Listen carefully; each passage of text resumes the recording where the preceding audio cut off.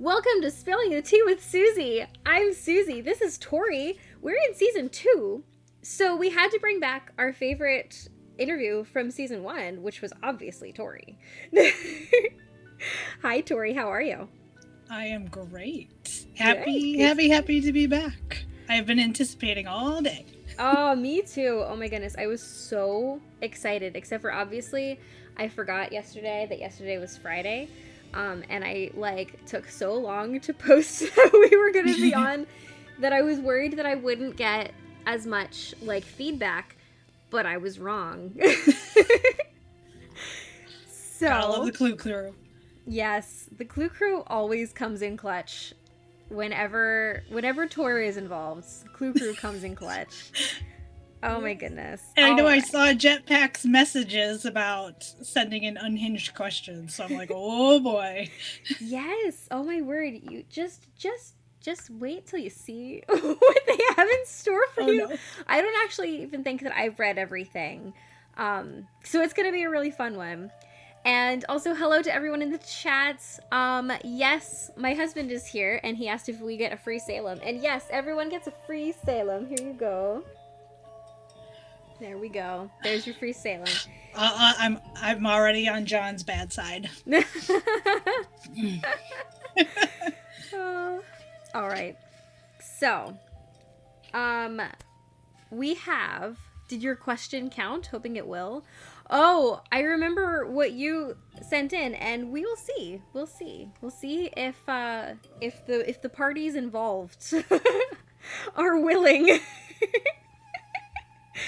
Tori's face. Oh my gosh. Oh, by the way.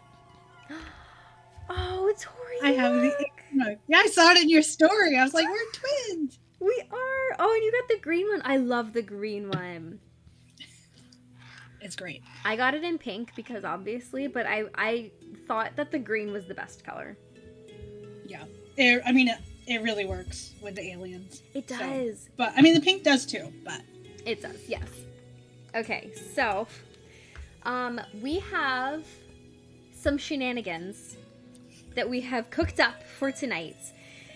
Tori, would you like to explain what we have in mind?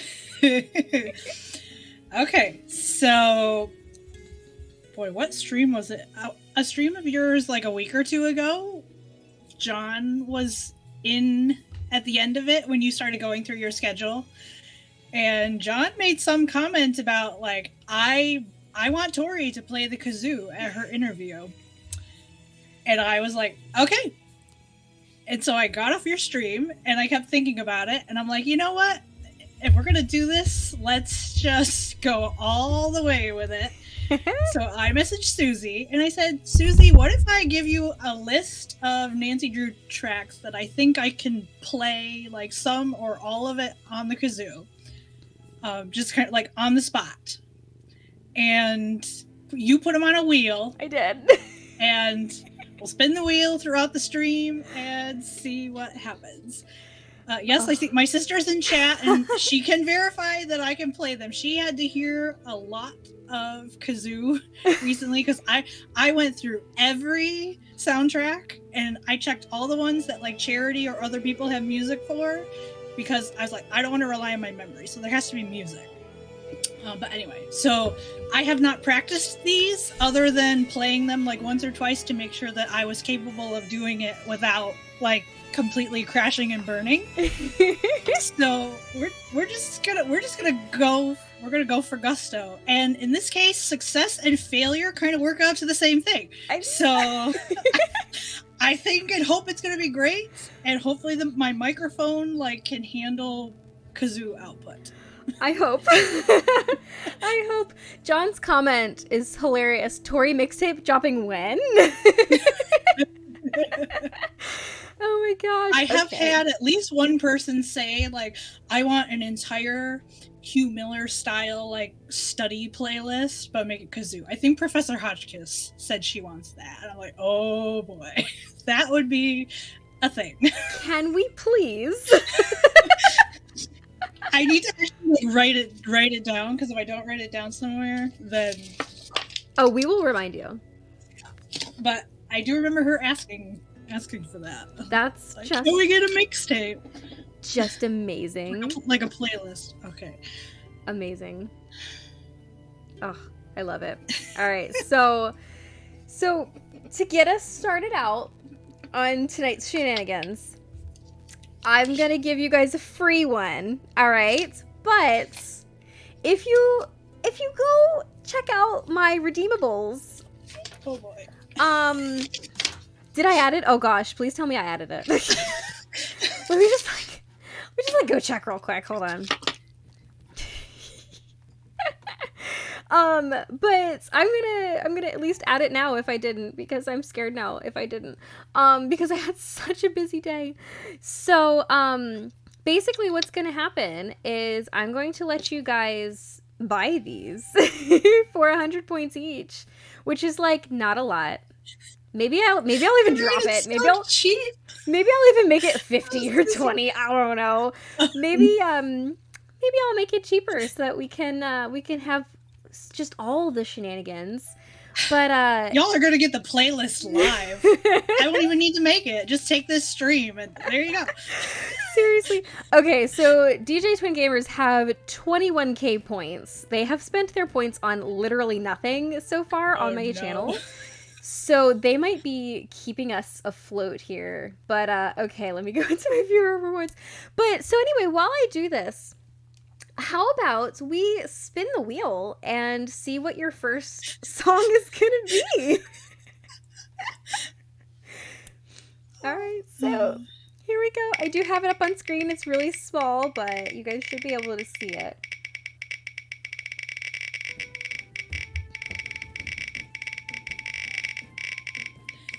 Oh my gosh, it's taking forever. Oh no. It's like the anticipation.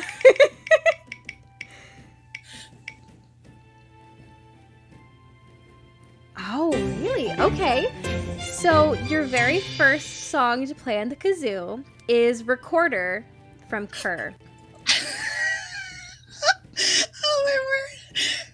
See, I was dying when I got to the Curse of Blackmore Manor because it is truly sacrilegious to play those on kazoo. I'm sorry. I need to find the app so I can look up the sheet music. Go for it. Give me 1 second. Oh no. And I was like, ooh, will we get Kerr? Oh my gosh. Oh, I didn't add it. Ha, you guys, I'm the worst. Okay, I'm adding it right now. Okay, I'm trying to do this on my phone. Here we go. Okay, you said it's Recorder, right? Yes. All right. Get my little. This is the equivalent of my music stand tonight. Phone and a little. And once again, we say a great thank you to Charity, aka Chaz versus Jazz. Oh boy! All right. I'm so excited. Okay, I don't know how much I'll play. We'll see. I'm trying to remember how this works because this app is wonky. Take your time. We can wait. Yeah, you can. I'm not sure your husband can. True. Okay.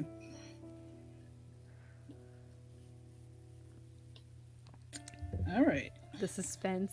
Okay, I'm actually going to take my headphones out to play so I can hear myself better, and then also so I don't catch any echo, because I think if I hear an echo, I mean, maybe I should just let myself hear the echo, because that would be chaotic, but...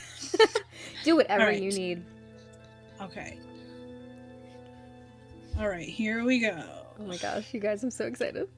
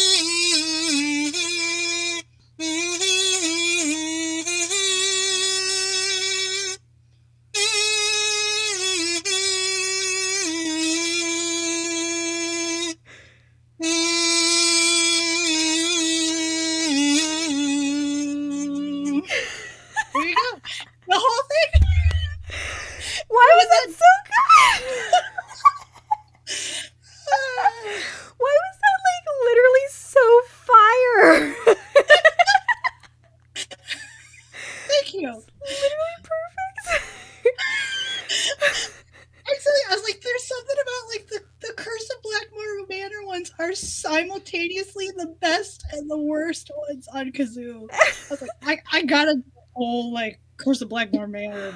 Oh, I think it's amazing. that was great. Oh, John's proud.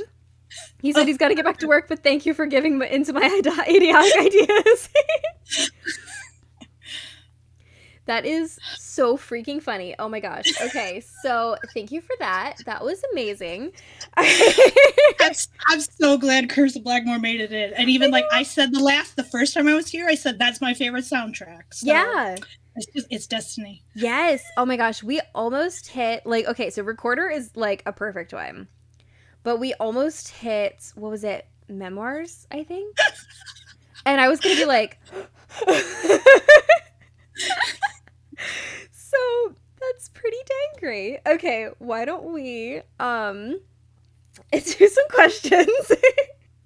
But okay, so you guys can check me, see if there is a redeemable for this now.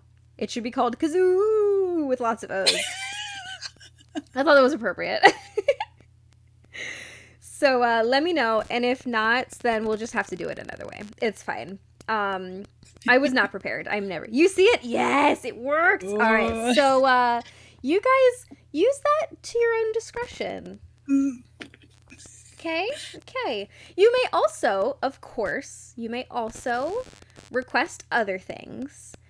But just be aware that I will be doing blind rankings in FMK for free because it's spilling the tea, and that's what I always do. So you don't have to, but if you would like to, you may. But there are other things that you may redeem. So, yes, go for it, please, by all means. Okay.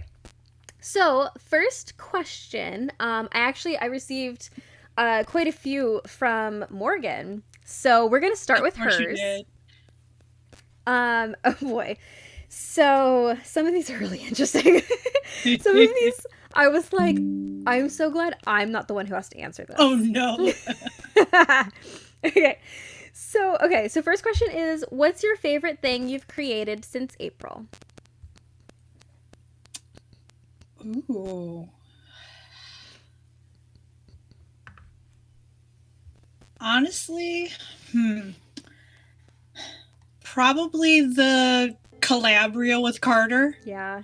When we did how different Nancy Drew characters would dance. That reel was brilliant.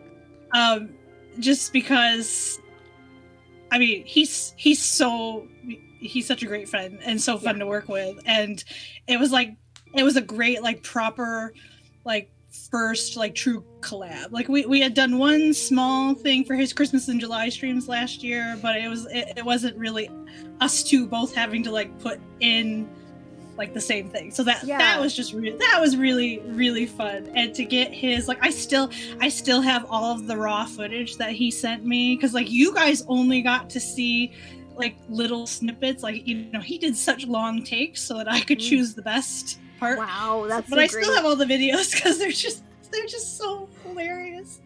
All the different stuff that he did. You know, we just had a great time. Oh, and that's so excellent. There will be more. So that is so excellent. May I just may I just say that if you ever, for example, need like a Fatima, I think I could hook a homegirl up. I think you know what it's like. It's like you were an answer to the prayer I did not pray, because I kept thinking about, I was like, Fatima's got to be in one of these someday because it's Fatima. But I was like, I have no motivation to try to figure out how to do a costume for Fatima. And like, since Carter and I kind of started it as like he does the guys and I do the girls, I feel like, you know, if we keep that trend, like, well, then it's on me to figure out how to do Fatima. And I'm like, my sister is very artsy crafty, so she would help me figure something out, but I'm just like, eh. And then you posted that reel, and I was like, yes. I was like, whenever we are ready to do Fatima, I was like, oh my word, Susie's coming in as the third person. You know, you are on call. I don't know when it will happen, but definitely. It just kind of happened for me. Somebody, I'm not gonna call it out, But there's somebody asked me to do something, and I was like, what if I did this? And the Fatima mask was born. And do you guys want to see what I was working with this mask? Because like, okay, I have to show. This is like live on Twitch at its best. I have to show this because oh my word.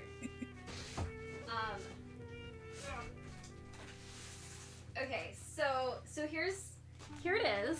It's literally enormous. It's enormous, okay? But I made it out of paper, so I didn't know how to keep this on my face. So I just like packaging taped all this cardboard back here to keep it from being floppy. And then like I put this piece right here. And when I put it in front of my face, I just bite it. I just love it. I remember when you told that story on another stream where I was like, that is literally the best thing ever. She has to bite it to wear it. I literally have to bite it. So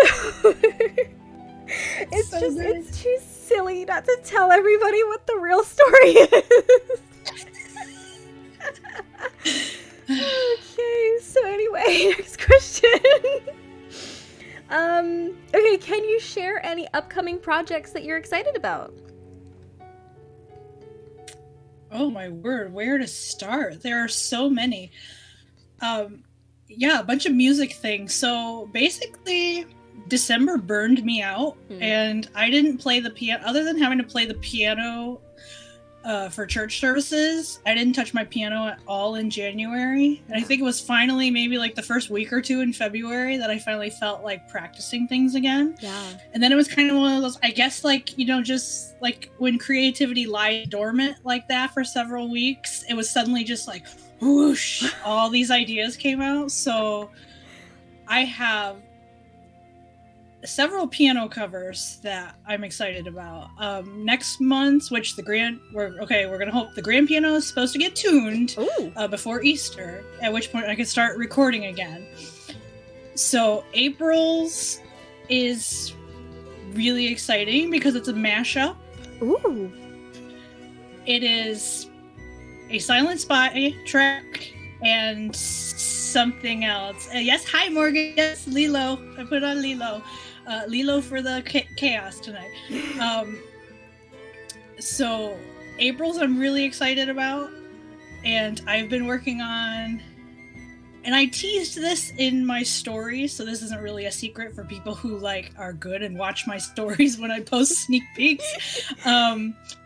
I'm working on an I can't get away from Sea of Darkness. I've already done 2 piano covers from that soundtrack, and I just keep wanting. I was like, I just want to play Sea of Darkness. It's so good. So I've been working on All Hands. Yeah. And I am really, I think it's going to be terrifying to record. Yeah. Because it's going to be long. And I have to do everything in one take. I don't want to try to figure out how to edit like multiple takes of one piano solo. So like I have to get it in one take. So it's going to be intense to do, but I'm really excited about that arrangement. Like I kind of feel like it's kind of stepping my piano cover game up. Yeah. And hopefully that will come through when people see it. And then just a couple, like I wrote some new music this week that had nothing to do with Nancy Drew. Wow. That one's got to stay kind of secret for a little bit. Okay, that's really cool. But that was exciting because I've been wanting to write more of my own music. Mm-hmm. And then I have a Pocahontas. I talked about this in stories. So Past from Haunting of Castle Malloy and Listen with Your Heart from Pocahontas. They have I think like 3 notes where the melody is the same, and my brain picked up on that while I was listening to Haunting of Castle Malloy, working on the kazoo wheel for you. Like I got so distracted. I was listening, trying to figure out kazoo stuff for you, and suddenly my brain was like, "That sounds just like Listen with Your Heart. You need to mash them up right now." So cool. So that's really exciting. So it was kind of just one of those, I guess, after the burnout and then the long break, it was kind of just like everything just like, yeah, it just is Amazing. ready to come out. And there's several other things I'm working on with music. So I'm hoping, once we get that piano tuned, to do some like big batch records and bank up a lot of videos for you all. But yeah, so fun music stuff coming, and things like funny reels too. But I've been focused more on the music right now. I love that. I absolutely love that. All right, so if you had to choose a day right now that you think Key will come out, what would it be? Okay, say it again. You have to choose a day right now that you think Key will come out. What would it be? That I think it will come out. Ooh.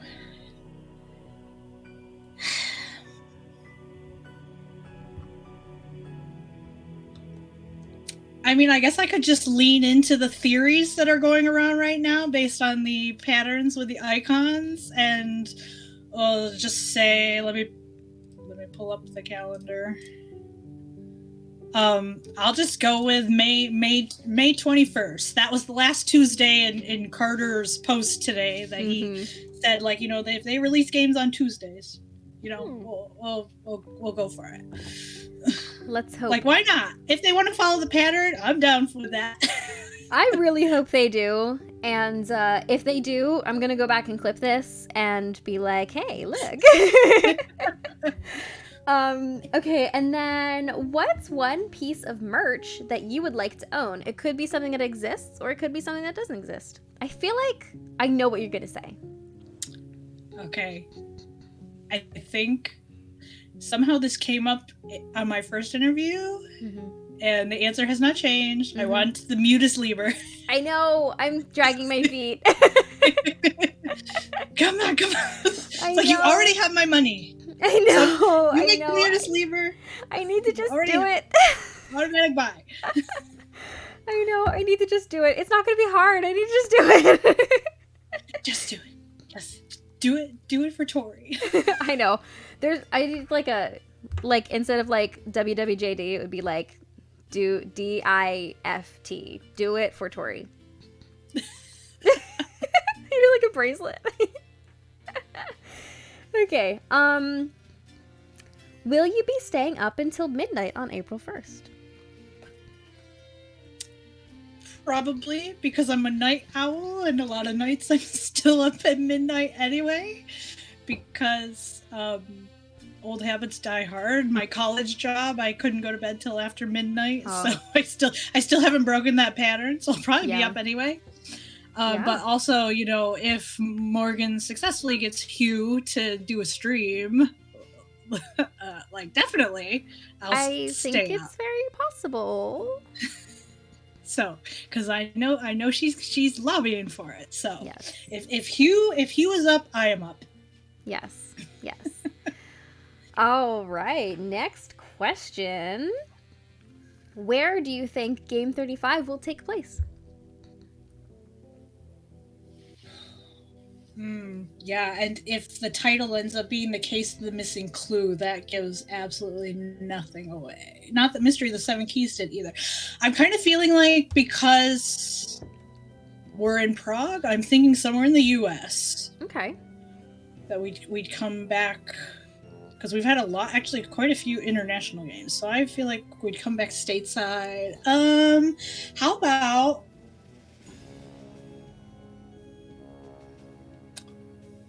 Ooh. Back to Florida.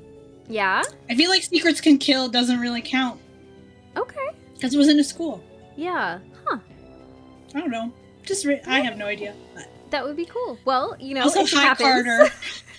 Hi, Carter. Nice to see you.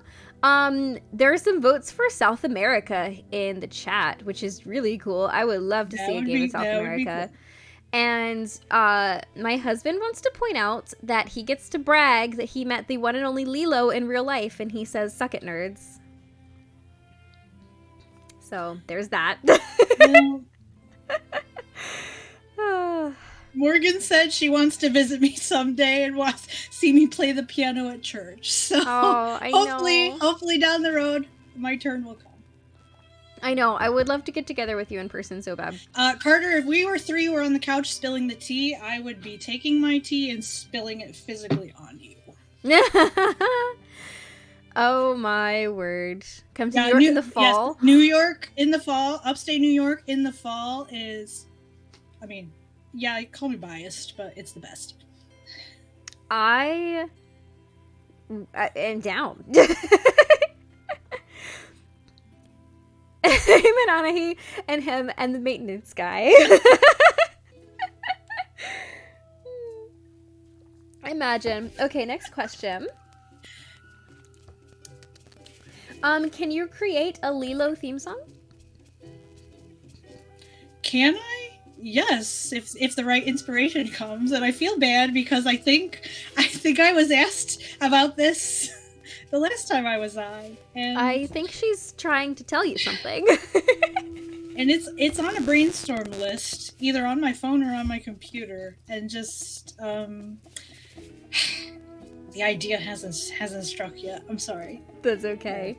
Well, it's not okay, obviously. No, it's really not okay. But I need the right idea, and it has not hit me yet. So, John thinks the Lilo theme song needs a breakdown. So, there's that. All right, so now we hit Lilo rap. Oh, can you imagine?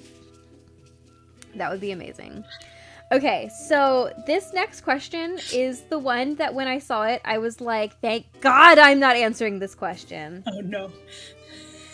Would you rather never be able to call Ned again, or never be able to call Frank and Joe again? Oh, that's hard. Well, and am I answering? I'm assuming if I'm answering this as Nancy, well, Nancy already can't be bothered 90% of the time to call Ned, so I guess I just dump him. I'm sorry, Ned.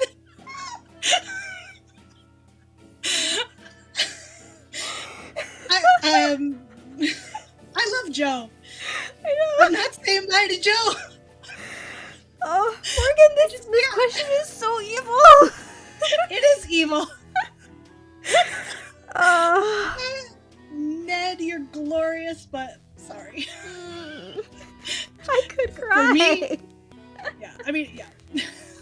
Oh. I would be so sad if there are no more Joe Hardy moments. Oh. Wait. Here, okay. I had a student once who was great at figuring out loopholes for Would You Rather, so I'm going to take inspiration from him and do a loophole. If, starting with Game 34, they make Ned an in-game character, I don't have to call him again, because he's going to be solving mysteries with me, so boom, I still win. There is so much that, like, I'm going to wait for Game 34, and then I'm going to come back to this, and I'm going to put together, like, a Tori reel of, like, Tori predicts the future. I'm like banging into my mic. I'm like getting so excited. I am a cheater. Yep, I cheated. I called for the loophole. Amazing. Okay, which Nancy Drew song is your biggest earworm? Pop. Oh yeah. From Shadow at the Water's Edge. Yeah. Like, that is it. There is no other answer. I will sometimes when I'm in the mood, I will just put that on repeat. Just let it go over and over and over again. Have never once gotten even like 0.01% tired of it. I love it. It is such a great song. Okay, it's time. We have had Kazoo get my music stand redeemed. All right, let's spin it. Guys, I'm so excited. Also, thank you so much for following Lynn Albright 90 and Jojo Beth 1817. Thank you so much. And we had a second kazoo redeemed, so we're gonna do 2. All right, back to the wheel.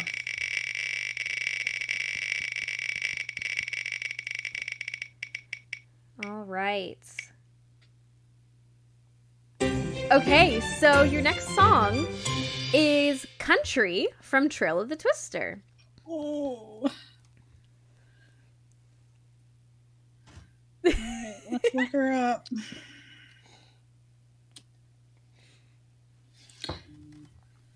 Carter.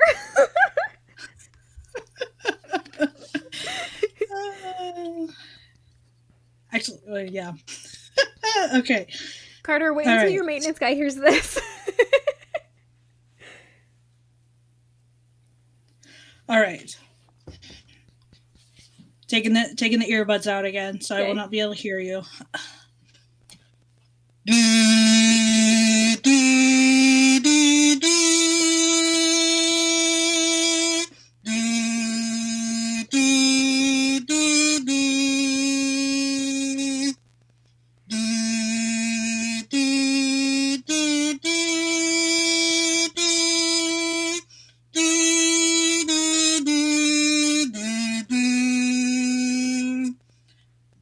Okay. Oh, I'm gonna stop with that one because it's a little bit repetitive. that's so good. Oh my gosh. Okay. And then because... Oh, no, wait. Hold on. Okay. Now we're going to spin it again. See what our next one is. I really love the music from Taylor Twister. The maintenance guy at Carter's house. Oh no. Good music. All right, so your next song is Kate from Spy. Oh no. Okay, that feels also sacrilegious. I put it on the list. All right. I can't believe the maintenance guy actually said that. All right. Out they come again.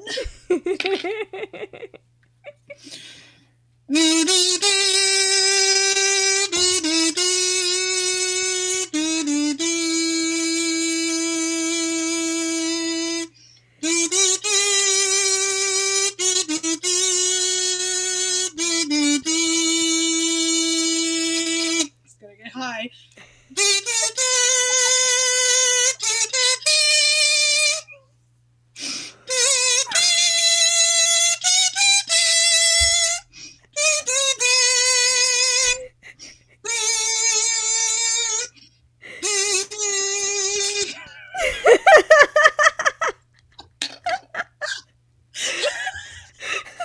I don't know how those high notes came out.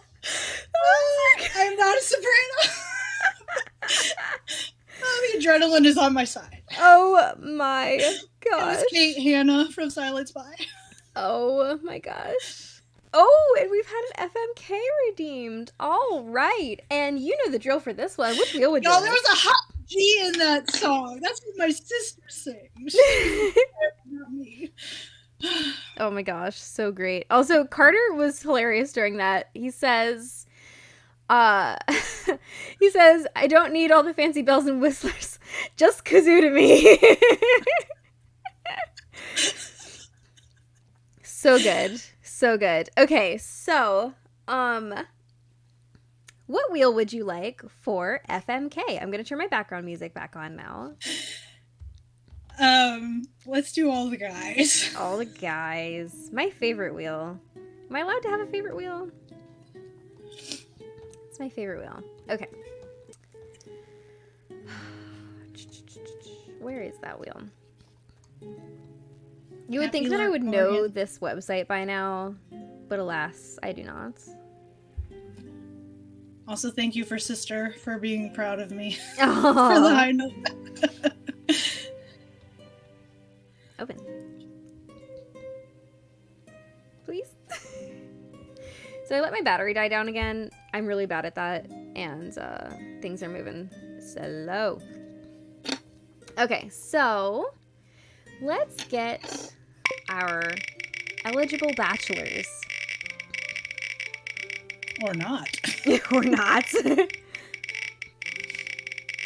Oh my gosh, I just got so startled by the giant paper prospector on my floor over there. Okay, so your first guy is... This wheel is particularly slow tonight. Lamont Warwick. Okay. Sneeze, lady. And then... Oh, it's going faster now. I like that. Okay, and then your second guy toast guy. What? Did you?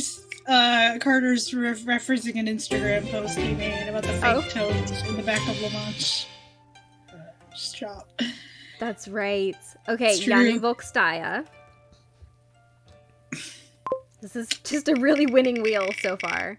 Good if you like tight clothes. I'm gonna keep my mouth shut.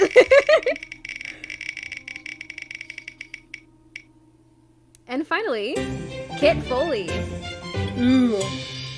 All right, so we have Lamont, we have Yanni, and we have Kit. Fake toast guy, I am going spandex booty guy, and black eye special. All right, definitely. I'm gonna fight Yanni because, ew. Yeah, he's just not cool. Mm-hmm. And I will marry Kit. Like, other than the fact that, boy, you just let the girl go, get over it. And I think he does. He actually seems like a really decent guy. Mm-hmm. Would be very good marriage, and I guess that means I'm kissing Lamont. Yeah. I don't want to marry a guy who thinks it's okay to trick people with his fake toast. That doesn't bode well. So I was gonna say Lamont seems like he's a good guy, but you're right, he tricks people with fake toast. Plus, he'd never be at home because he'd be too busy trying to throw marshmallows and catch Bernie. So yeah. Amazing! Oh my gosh, the fake toast, too good. All right, y'all, make sure you're answering in the chat. Even you, Carter. All right, so next question. If you were famous, what would your Punchy LaRue stage name be?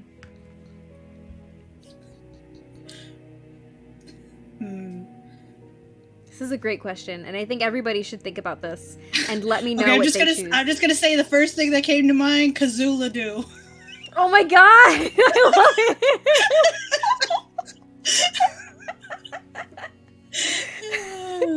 That's so great. Can you please put that in your bio on Insta?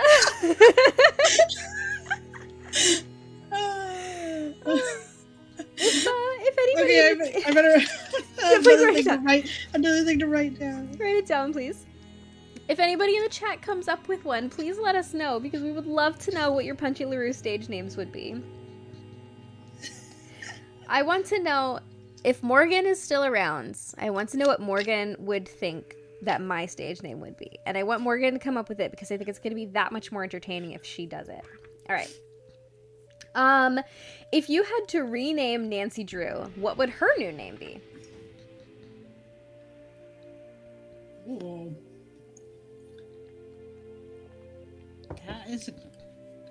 That is a tough question. Yeah. So your sister thinks that she would make a great wedding planner, and I love that.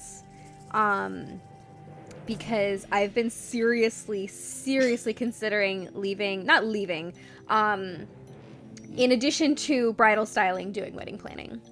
So I love that. Lemon peppers, thanks, Carter. Again, I'm just gonna say the first thing that came to mind. Mm-hmm. Something like Riley Madison. For whatever reason, her personality, she feels like a Riley to me. Huh. Yeah. Don't ask me why. I mean, yeah. So, giving her a more 21st century name. I like it. I like it a lot. Okay, Maggie. She says, Susie would make an excellent wedding planning binder. Oh my gosh. So for anybody who is new, I am a bridal stylist, but they call me a wedding dress. So if I were a wedding planner, I guess I'd be a binder. I love it. All right, next question. If Nancy and Ned went on a dating show, would they choose each other?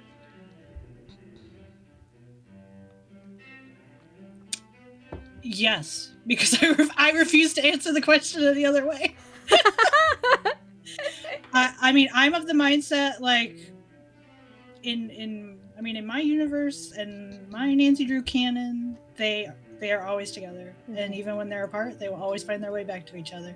So that's how it will always work. Yes, please. Thank you. I agree.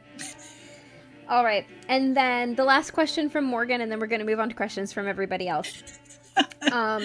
Is I just wanted to do it in this order because she sent it through a text and everybody else sent it through like the actual, and I was the last time she sent through text, I totally forgot to get to it. So I was like, I'm going to do these first. So if you had to start a Game 34 rumor, what would it be? Your face. Ooh.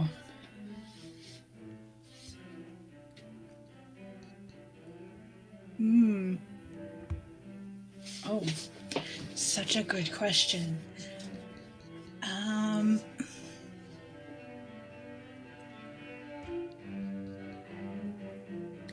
Oh, man.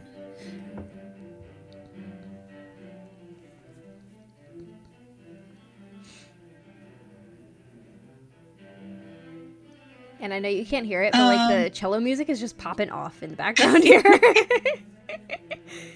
Ooh.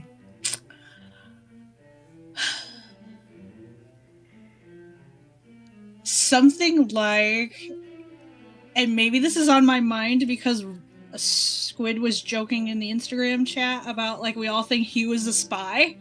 Something like, oh, psych, guess what? Like Hugh has been involved in this game the entire time, and all of his streams and theories. Like it's all just a plant, you guys. He's just leading us along and gearing us up for a big moment. and But like, I would believe it. I'd be like, yeah. I know. See that's the thing. I could see Hugh is a good enough secret keeper, and Her Interactive is a smart enough marketing team that they could lay the whole scheme out where Hugh was just, he was making these discoveries with us and pulling us along as we needed to be and drumming up the excitement. Like, yeah, Can you I don't imagine? know, just lean into the like, yeah, Hugh's a spy. He's always been a spy. Do you know how mad I would be? Wouldn't we all? Do you know how mad I would be? Because this is literally one of my best friends. I would be like, you. I know. So Elle says that her rumor would be that Hans is actually Ned in disguise as he helps Nancy solve the case in Prague. Either that or Hugh is Hans. Okay, yes, and I also see that, Carter's trying to figure out what's going on. So I was asked Carter if I could start a Game 34 rumor. What would it be? So mine is like, Hugh has been a spy the entire time. and leading us through the marketing and drumming up our excitement. Oh, amazing. All right, so... Which, to be clear, Hugh, if you watch this, like, no, I don't actually think you're a spy. I think you're enjoying the ride just as much as we are. If you watch this, Hugh, if you are a spy, we need to have words. Words! Okay, so... so your next question, I think, is gonna lead into something else. What is your favorite song to play on kazoo? Oh.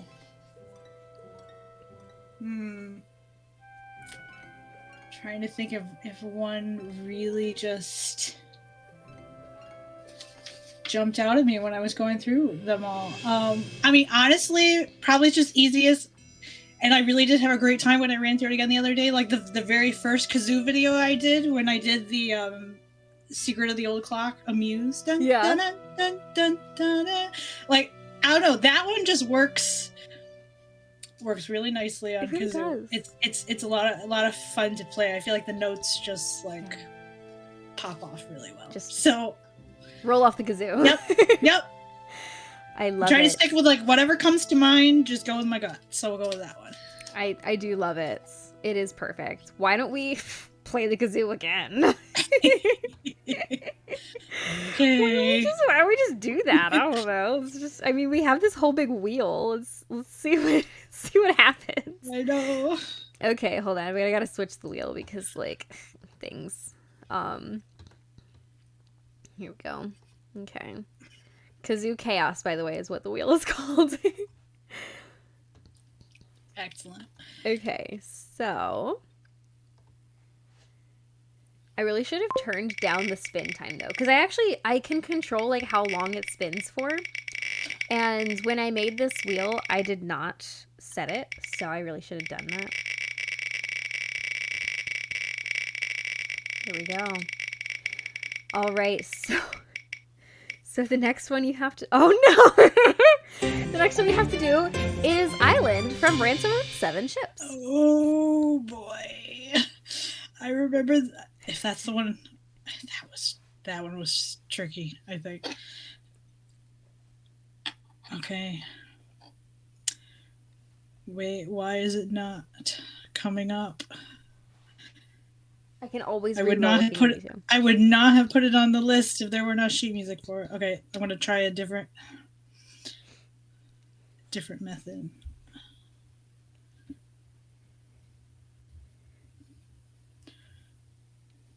We can always re-roll if we need.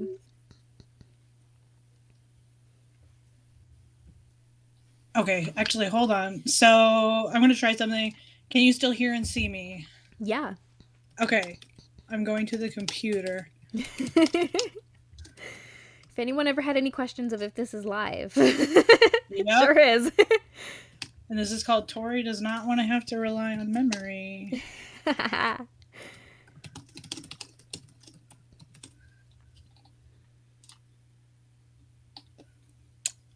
Okay.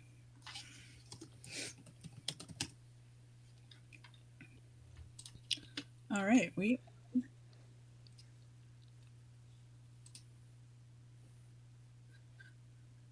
Okay, I was like hoping if I just maybe hear it on YouTube. Maybe. You're going through so much, I could have just re-rolled. Oh, you know what? I know I'm not finding it because... Oh, I bet you I gave you the wrong title. Hold on. So let me find the one that's supposed to be. Oh. Oh. Yeah. Dang, girl, I just trusted you blindly. Yeah. Tori makes mistakes. You have witnessed it. Okay. Which one is it? Probably was meant to be, and maybe I gave you this one too. And so it was meant to be monkeys. Oh, was it? Was it? Or something? Okay, no. Yeah. That's the one. Okay. So I don't know if I actually gave you that one, but that's definitely the one. That's definitely the one I was thinking of. Okay. Well. All right. So we're gonna make it monkeys. Go for it. Okay. All right. Headphones coming out again.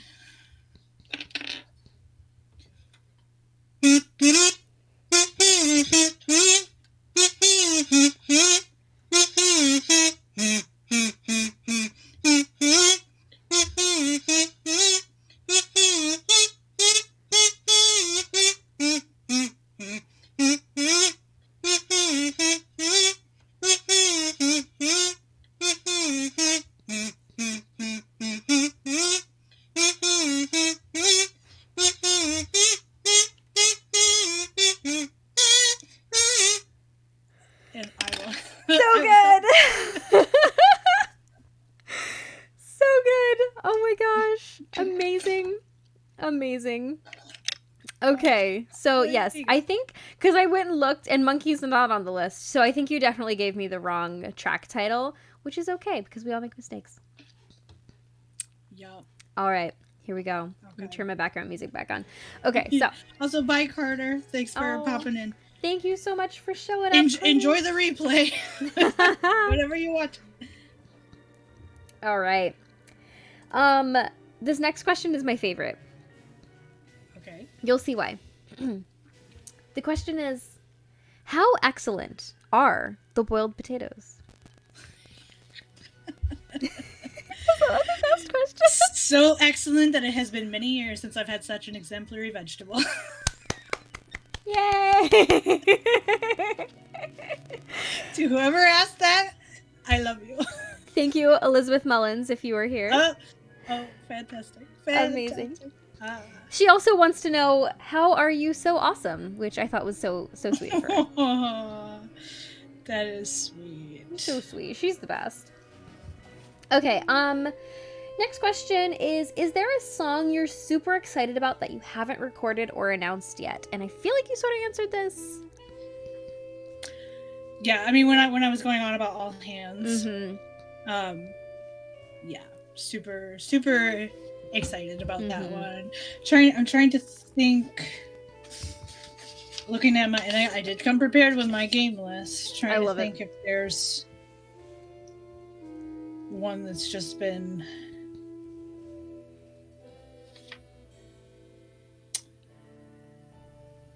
really niggling at me.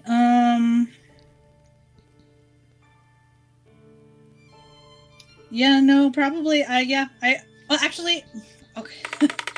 I don't even know if it's possible, but I will say I am really excited at the prospect. I want to hear that entire Mystery of the Seven Keys track that was in the, like, when they did the big teaser, like, title reveal, and, like, Hugh used it as the background again in the video that he put up today. Yeah.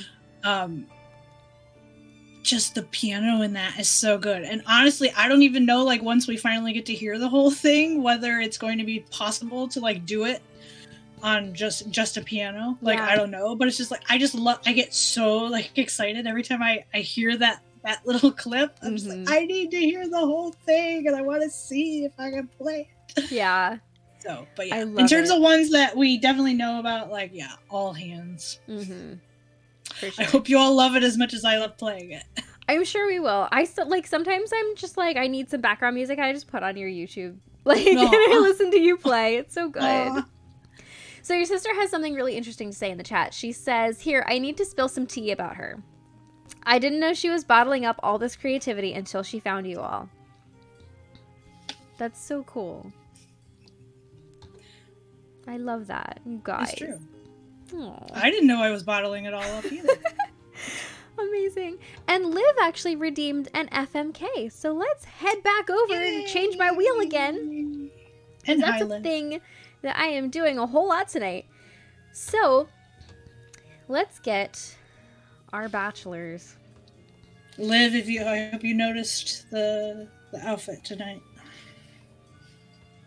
It's super cute. All right, so spin that wheel. Folks in the chat, make sure you play along. If you're listening as a podcast, you can just let us know what you ended up choosing, because we love to know.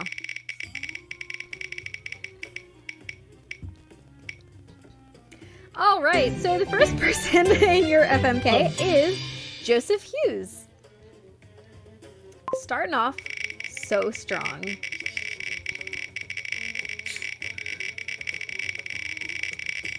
And I should really speed up this wheel too. It just takes so long. All right, so your next eligible bachelor is in fact Antonio Fongo. Wow. Such winning choices. Can you give us a good one, please? All right, and our third and final bachelor, who is hopefully a winner, is going to be... Oh, Jesus. Hugo Butterly. Oh, no. Oh, wow. Okay.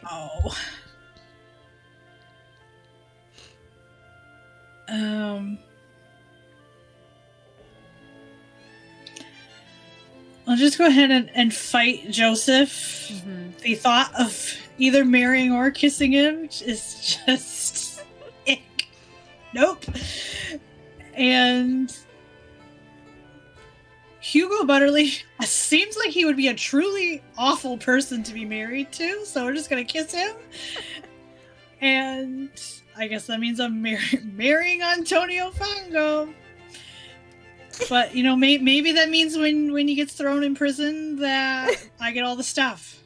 Yeah, you certainly do get that nice little office.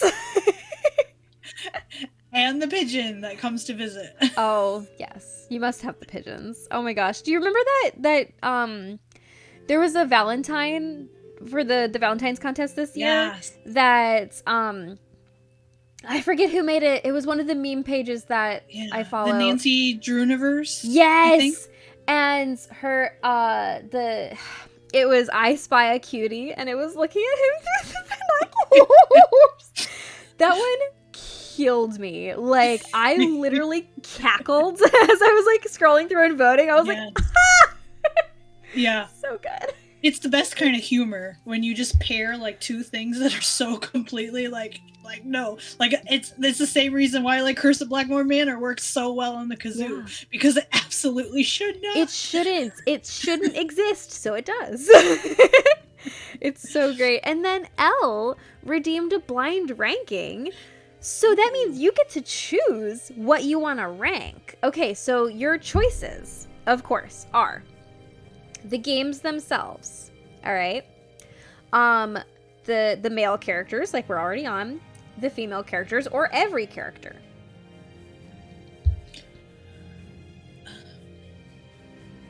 Let's rank every character. Yes. Just more chaos, right?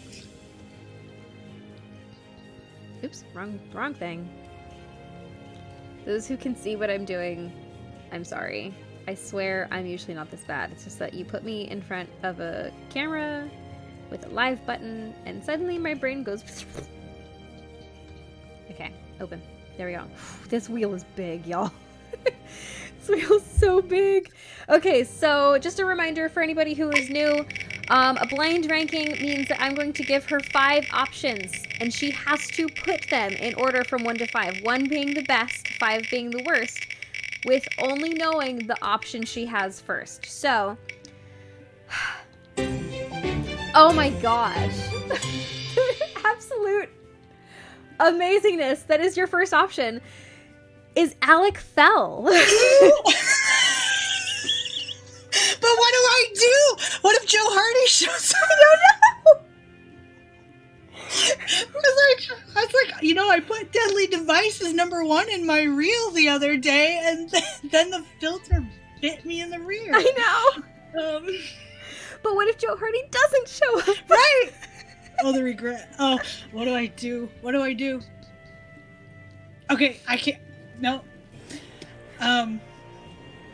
As my former students would say, I'm gonna risk it for the biscuits. We're gonna make him 1. Yay! Right off the bat, Alec is number 1. Oh my gosh. So good. So good. Oh, that's just such a great place to start. Thank you, Wheel. Amazing. Because and that on the huge wheel. Yes, this wheel has 191 people on it. Do you guys realize the stakes here? Whew, okay. So, your second person is going Liv, to why are you yelling at me? What have I done? Okay. All right, this is a good one. Lori Gerard. Oh, okay. Liv is warning me off. Oh. Didn't I learn from my first mistake? Man, Lori just annoys me. She's a 4. Yeah. Oh. Okay. I mean, there are people who are worse, but yeah, that's true. There There are are like 4. actual murderers, not just attempted murderers. All right, so we have Alec is 1 and Lori is 4. What could possibly happen next? Dang,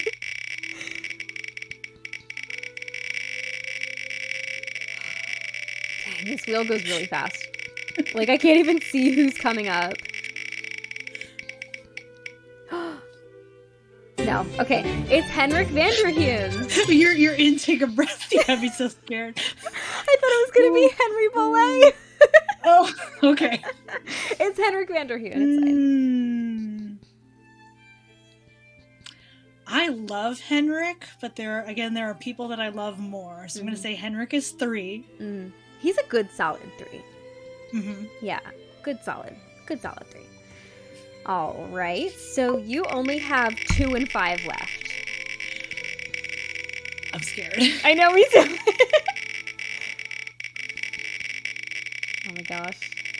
Who could it be? Chief McGinnis.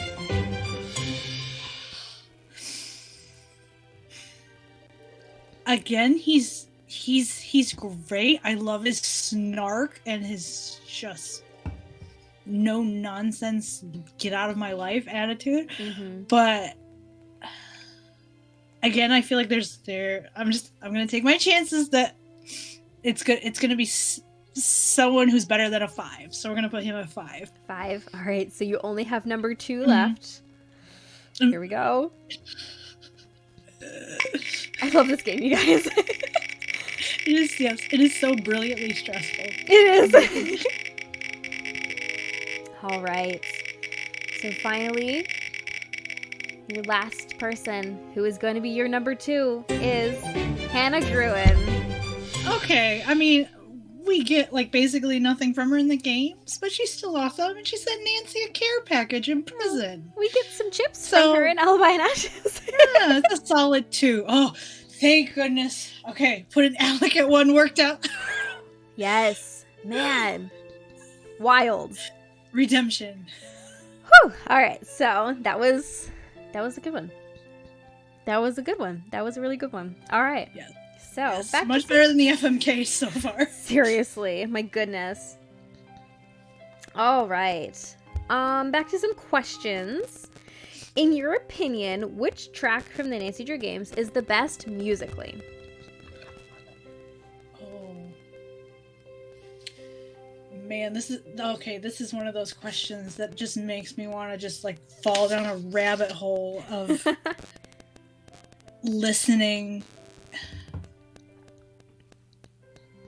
because they're so even just when I did the kazoo reel, just tried to make the kazoo reel for Pigeon, I was like, it is insane. Like Kevin Manthey, so many different melodies and things going on. I was like, I don't think people understand like how good he is. Oh boy. I feel like however I answer this question, I'm going to answer it wrong.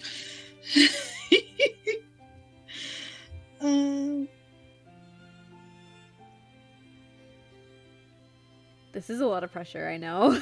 Yeah.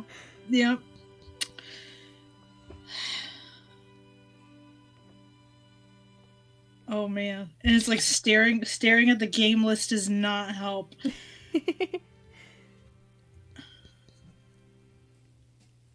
Oh my goodness.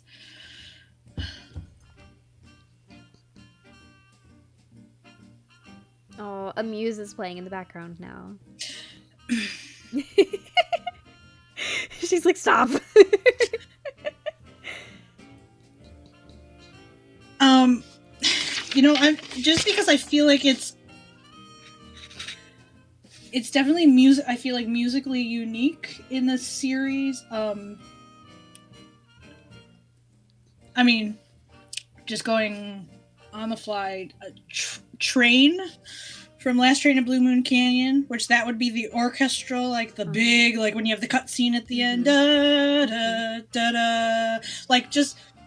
I was actually saying, was it on Elizabeth's stream last night? I was just saying the other day, I was like, man, I wish we had gotten more like full-on orchestra in the series, because that track just does things to me. Like it takes me places. And you really do get to see, like, if you're gonna score for the orchestra, like there's just so much that goes into that. Like, and I don't know how to do it. So, maybe if for no other reason than that's basically, I feel like that's kind of one of its kind. Like we don't really have I feel like we don't have another like epic, full on like here's the orchestra just woo, and that theme like that da da da da da da da da da, like that's one of those that just runs through my head like randomly all the time, because it's just so. And then when the instruments come in and get really just like hyper at the towards the end as everything's amping up, like it's so good. That one's really good. Is it the best? I honestly don't know. I would have to spend a very long time listening to all these to really give a proper answer, but that one has to be up there. Yeah, that's a really good answer. Like, I mean, I'm particularly partial to that game, so I appreciate that answer. All right. You have to solve a case with one of the members of the Fellowship of the Ring. Who is it and why? Oh. I'm thinking Aragorn. Yeah. I mean, because already, if in Lord of the Rings itself, you have him, kind of, he starts off as like, he's undercover, and can we trust this guy? And when he comes out as Strider, so I just feel like he'd be really good. Like, so he'd be really good at undercover work. Yeah. And getting whoever you need to trust him. Mm-hmm. Yeah, but then also he. Very reliable, like good tracker, like you can't go wrong with Aragorn. Yeah. So strikingly handsome, Yes, if we're judging on we also want to make sure that our partner is good looking. He definitely is. Tori's like, well, I wasn't gonna say it, but since you did. Oh my gosh. Okay. So this next question, I don't know if this is possible, but Hannah asks this. She wants to know if we can have both of our cats on screen at the same time. Oh. Is Pippin around? Yeah, he's somewhere. Okay, well, Joanna, since you're in chat, you have my permission to go try to. She's gonna get him. Okay, we might be able, probably would be able to maybe get him up here on the desk for like at least 1 second. Okay. So as long as you already have Salem before we try to get him up here, we should be good.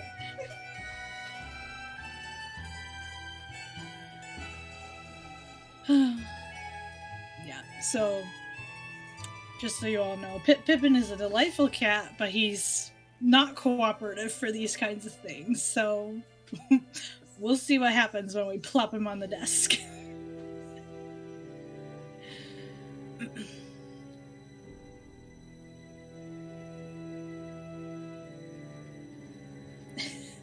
He's being lured with treats.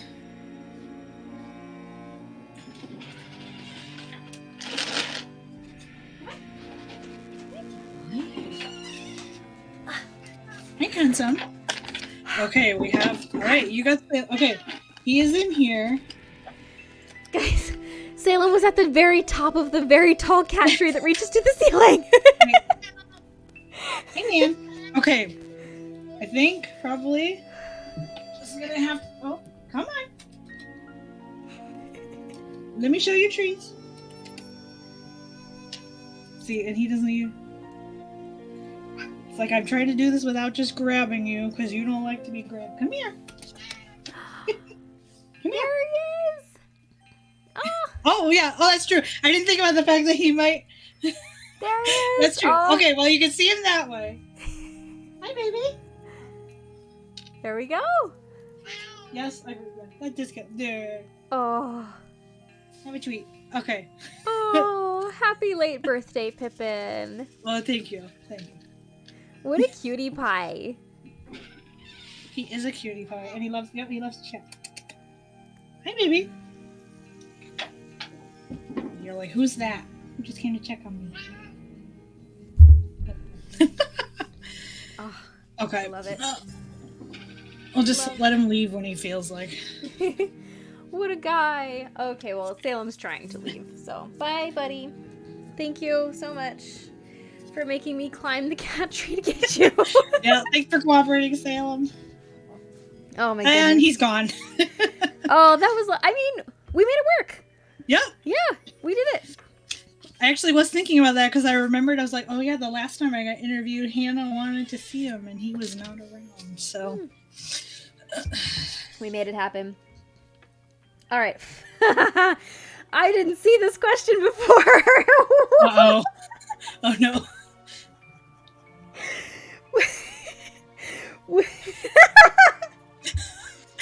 I'm scared.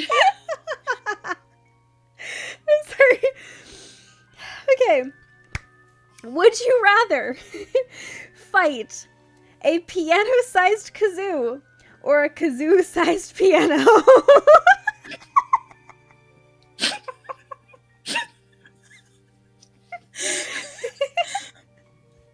Wow. Thank you, Jetpack, for bringing us the best content. Okay, she wasn't kidding when she said she's in tax season right now and feeling unhinged. Oh my goodness. That one got me. Oh my god. Well, man, I wish I knew exactly, like, what does it mean that I have to fight it? Like, I don't know. I've got some tears. Because if it's a piano, okay, let's go. My first response was like, obviously fighting a kazoo-sized piano would be easier, but okay, I'm gonna give the more, what I think is the more off-the-wall answer. So here's my explanation. So we're gonna go with the piano-sized kazoo, because what that means is it's going to be big enough on its inside that I can crawl through it. And then if we think of this like, I don't know, the dragon's heart or its belly, then I can stab it from the inside and defeat it. So I run into the mouth of the beast and just end it right there. So yeah, we're gonna So yeah. You and Aragorn. I would fight the piano-sized kazoo. I'm running into its mouth like it's the dragon. We're killing it from the inside. That's how it always works in the good stories. Yeah, you and Aragorn, okay? You're fighting. That's right. Piano-sized kazoo. Yeah, we got it. We're just climbing in. Gosh, that was surprising. Yep. I love it. Okay. Thank you, Jetpack. Amazing question. Oh, Jetpack. She sent so many. She sent so many. This beautiful girl. Oh my goodness. Okay, She's excellent. So Renee, Hilda, and Mrs. Drake are in the car. Who gets the aux? Who has the snacks? And who is on map duty? Renee, Hilda, Mrs. Drake. Well, I can tell you right off the bat, Renee does not get the snacks because she's planting something weird in them. No way. I don't know what I would trust her with, truly. Right.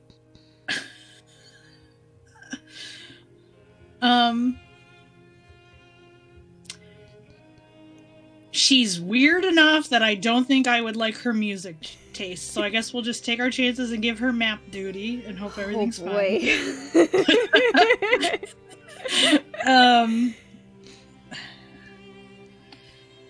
And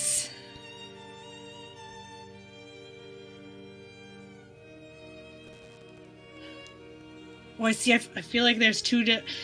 I'm like warring here because I feel like Mrs. Drake with the aux probably would be a lot of really like fantastic classical music, but then like I don't know. Hilda strikes me as being really fun and eclectic. So I'm like what's better for a road trip? But I feel like Mrs. Drake would be stingy with the snacks or something. I don't know. So I guess we'll let Mrs. Drake have the aux because I bet you, she's a woman of quality. We're gonna get. I think we're gonna get solid stuff to listen to, at least stuff that I would enjoy listening to. And Hilda can man the snacks. There you go. Yeah, because I feel like Mrs. Drake would save all the nummies for her plants.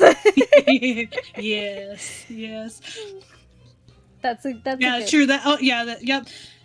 It almost feels like the obvious answer is give her the snacks and then she can sit in the back seat and suddenly she'll be like, no, who's ready for some nummies? So she's saying it to us. That feels like the obvious answer, but yeah, I don't know. I just feel like I think Mrs. Drake has really good like classical music taste, and I want to hear it. I bet you're right. I mean, you can't be an older lady living in a huge manor with like a rich history in the UK without being a fan of like amazing like classical music. Yeah, and I bet you she knows a lot of like good like English folk tunes and stuff. I think it'd be cool. It'd be cool. Yeah. I I think she's a I'm cool satisfied with my answer. All right. I love it. Lock it in. And okay, so which Nancy Drew character would join the choir?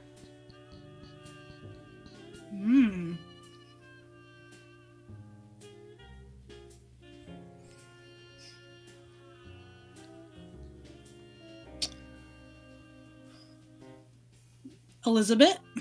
Yeah. Yeah, she is by far one of the best singers in the game. So I'll just go with my gut. That makes sense. I love it. All right. So, do you want to play kazoo? But of course, we have this huge wheel, so like, why let's bring waste it? And, I know. And hopefully, the next title is the correct one. Yeah, I'm sure it is. Hang on, I gotta pause that music. It like didn't work perfectly for the first one. I tried super hard to pause it before you started the first song, so I might have to get you to do that one again so that we can like put it into a mixtape. But okay.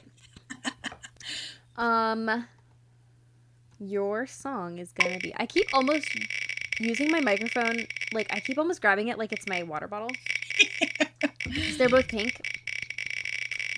That would be disappointing. Okay, your song, oh, Morgan's gonna be so happy, is Day from Ghost Dogs. Oh boy. This one is a challenge. This is a song. I actually did have the first part of this practiced up at one point. Yeah? For reasons. I can't imagine. Y'all can speculate on. And if the person who was involved wants to reveal more, they can. Oh my gosh. Anybody who knows the song is going to be like, oh. That was honestly like weeks or months ago. So, okay. All right. All right. Out. So excited. Out go the headphones again. All right. Let's just see what happens. It's been so long. Okay.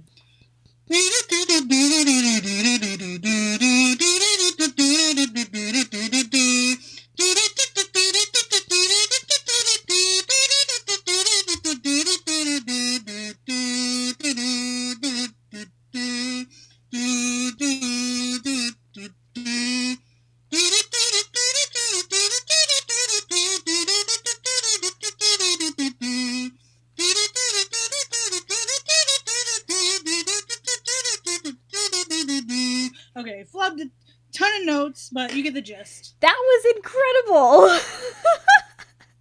That was like way better than I ever could have imagined. Oh my gosh, that first bit there, I was like, how the heck is she gonna make this happen? Oh, that's so good. Okay, let me turn my background music back on. Okay, so some more really fun questions. Which part are you playing in the Labyrinth of Lies script reenactment?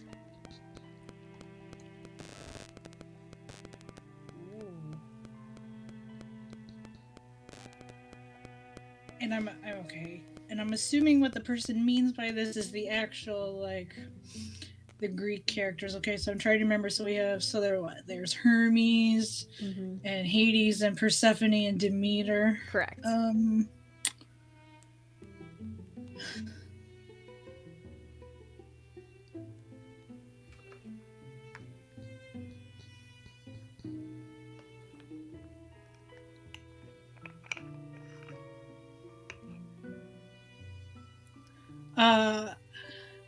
Let's lean into the chaos. We'll say Hades. Yeah. Yes, get to lean into the dark side. Wow. Cause problems. It's gonna be a fun one. Also, I saw it in the group chat the other day, and I think that people should do it. I think y'all should do it. Okay. Anyway, moving on. But you guys should do it. Okay, so keep, burn, sell. Y'all know the rules. Ooh. Aunt Eloise's house. Maddie Jensen's apartment. Yumi's apartment. Hmm. Also, Day from Dog is currently playing. I can hear it.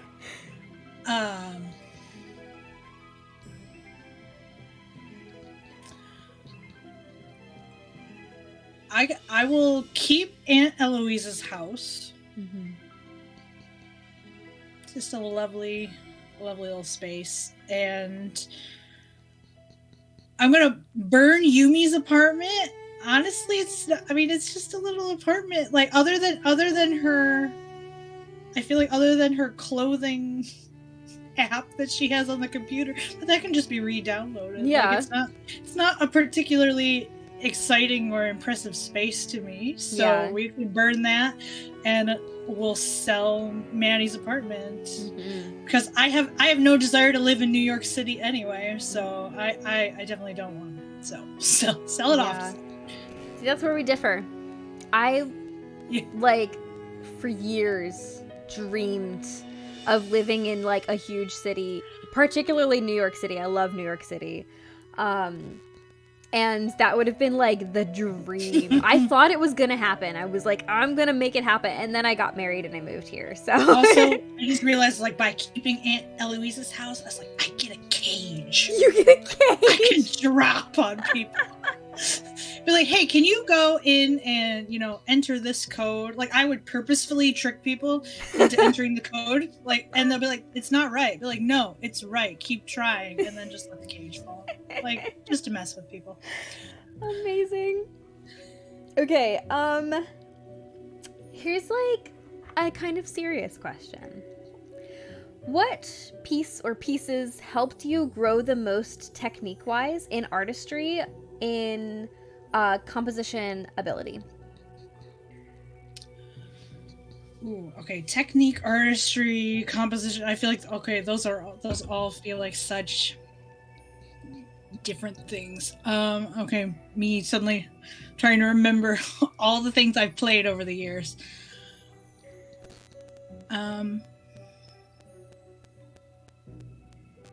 Okay, so artistry, definitely it is the, and I wish I could play it for you all right now. Look up, actually let me just Google because I want to make sure I give the right, because classical music is hard because it has numbers and key signatures and it's like, which one are we even talking about? Okay, so I think the correct one, okay, so for artistry it would be Frédéric Chopin's Nocturne.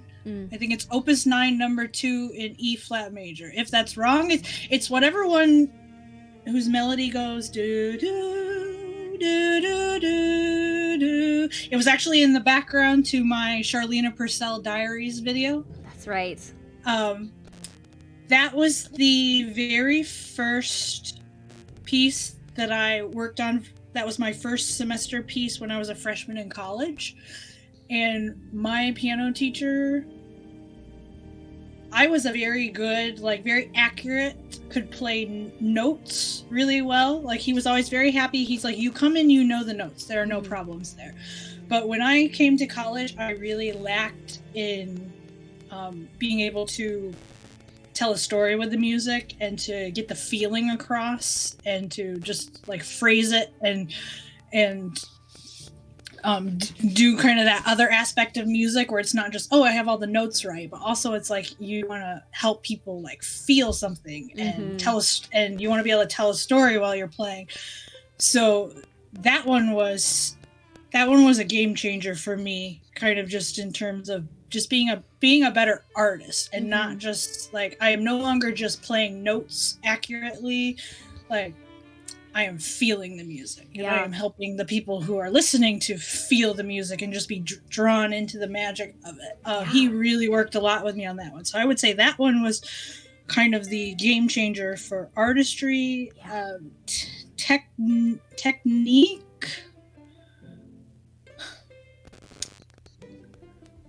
I remember there was a Mozart, it's like a fantasy in D minor or something like that I had to do. That was my... Actually, nope, I'm going to change to my other one that I worked on. Okay, senior year. So Debussy's it's one of his arabesques. I cannot remember which number, but it's the da da da da da da da da da da da. Like it's really really beautiful. If I remember later, I'll have to like post about it in stories or something. Yeah. But that was one of my senior year pieces, and that one really demanded a lot in terms of technique, because there's a lot of not to get too like boring for the non-musicians in the chat, but my left hand was just playing, like at the beginning it's just playing eighth notes, and my right hand is playing these triplets really quickly, and like in terms of like rhythmically, eighth notes and triplets don't line, like, just to put it simply, like they don't line up with each other. So that required a lot of just like discipline to like, okay, make sure you can do the left hand correctly, make sure you can do the right hand correctly, and then you put them together. And there was just a lot of like, that one moves across the piano a ton. So just, yeah, that one required a lot of discipline just to be able to play it cleanly.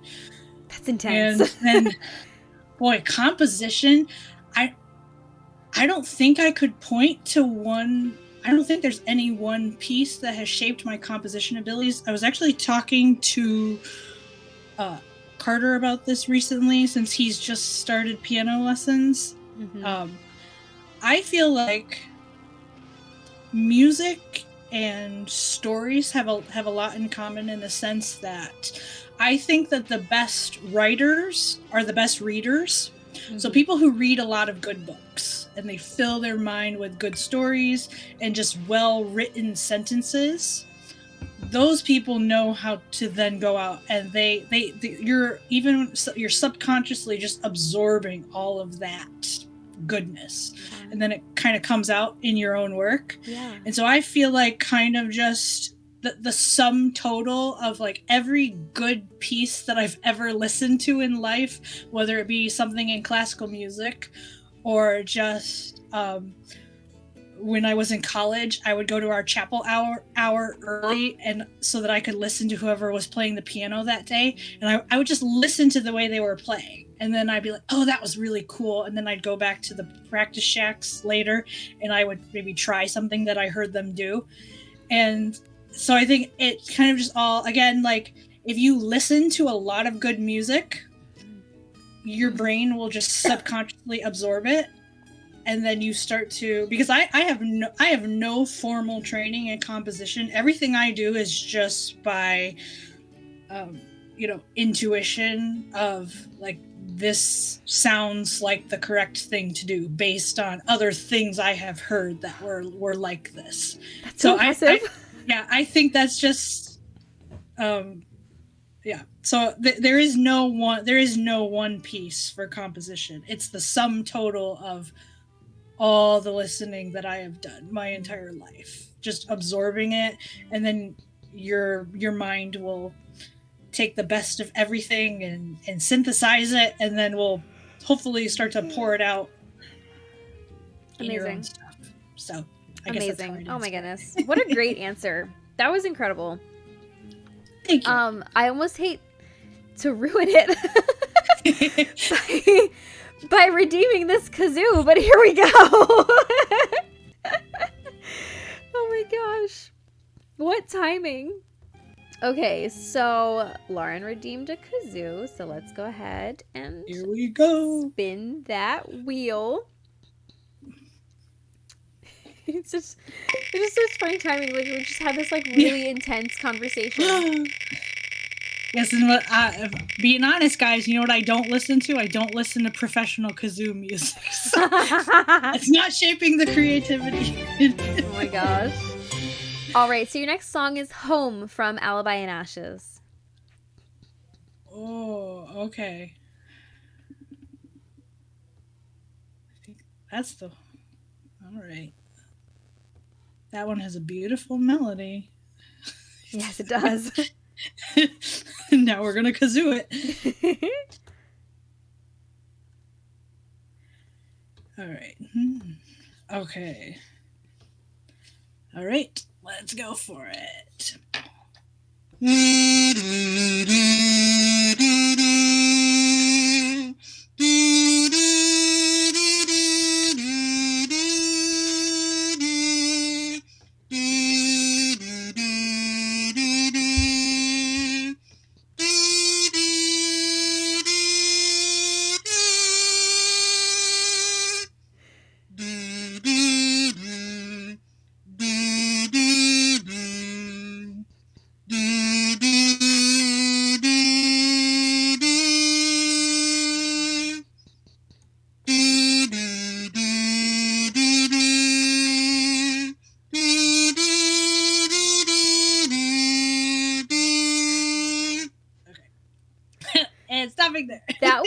beautiful. That was like seriously so beautiful.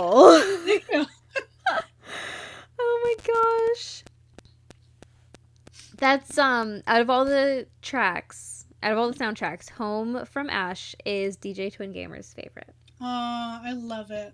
It's interesting, because even Game 25, that's actually pretty late in the series, but there is something about that music that immediately just makes me feel so nostalgic. I think Kevin Manthey really tapped into something. Yeah.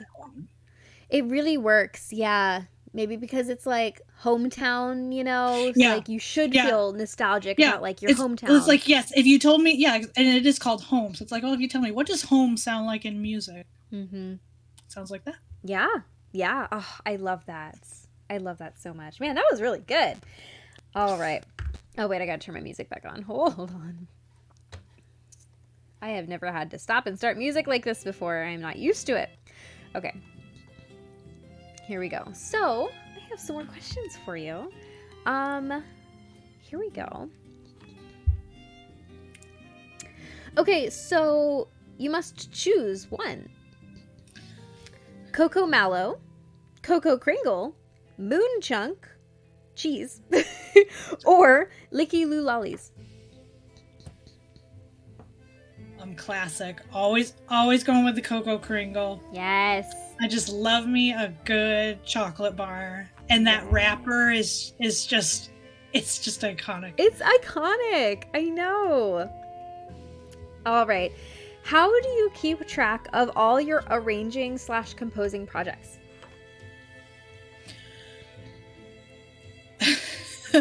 In some ways really well, in some ways horribly. So yeah. The ones that I am actually notating sheet music for, that's very easy because it's all in a folder on the computer, and I give things very clear titles. And the music software, has a tab, just like it's very similar to Microsoft Office, where it tells you like, here's all the stuff you've been working on recently. So every time I open it, it immediately reminds me like, here's what you're working on. There you go. So that is very organized and easy to keep track of. My stuff that I'm actually practicing tends to, like, when I am in the thick of practicing, become a little like nuclear disaster zone. I just have like piles of music like on the piano, in a basket, on the floor by the piano, on the rack. And I just kind of shift them around, and like, stuff is just lying on top of each other. And so I play one thing, and it's like, okay, let me pick you up and set you in the basket and move on to the next thing. So it's kind of just one of those, anytime if I want to practice, I usually have to go down there and be like, okay, which pile is this piece currently in? And there's a lot of digging and shuffling around, because when I'm in the thick of the practicing, it's chaos. Yeah. So yeah. Man. So composition, organized, practice. No, it's a happy little mess. I love it. But it is all there. Like I keep it on hand, so I know, like, oh yeah, like you need to be working on this right now. So I love it. Because otherwise it's out of sight, out of mind. Yeah. Oh, I'm sure a lot of people can relate. All right. Next question is, what's something that has made you feel loved lately? Oh, wow. I love this question.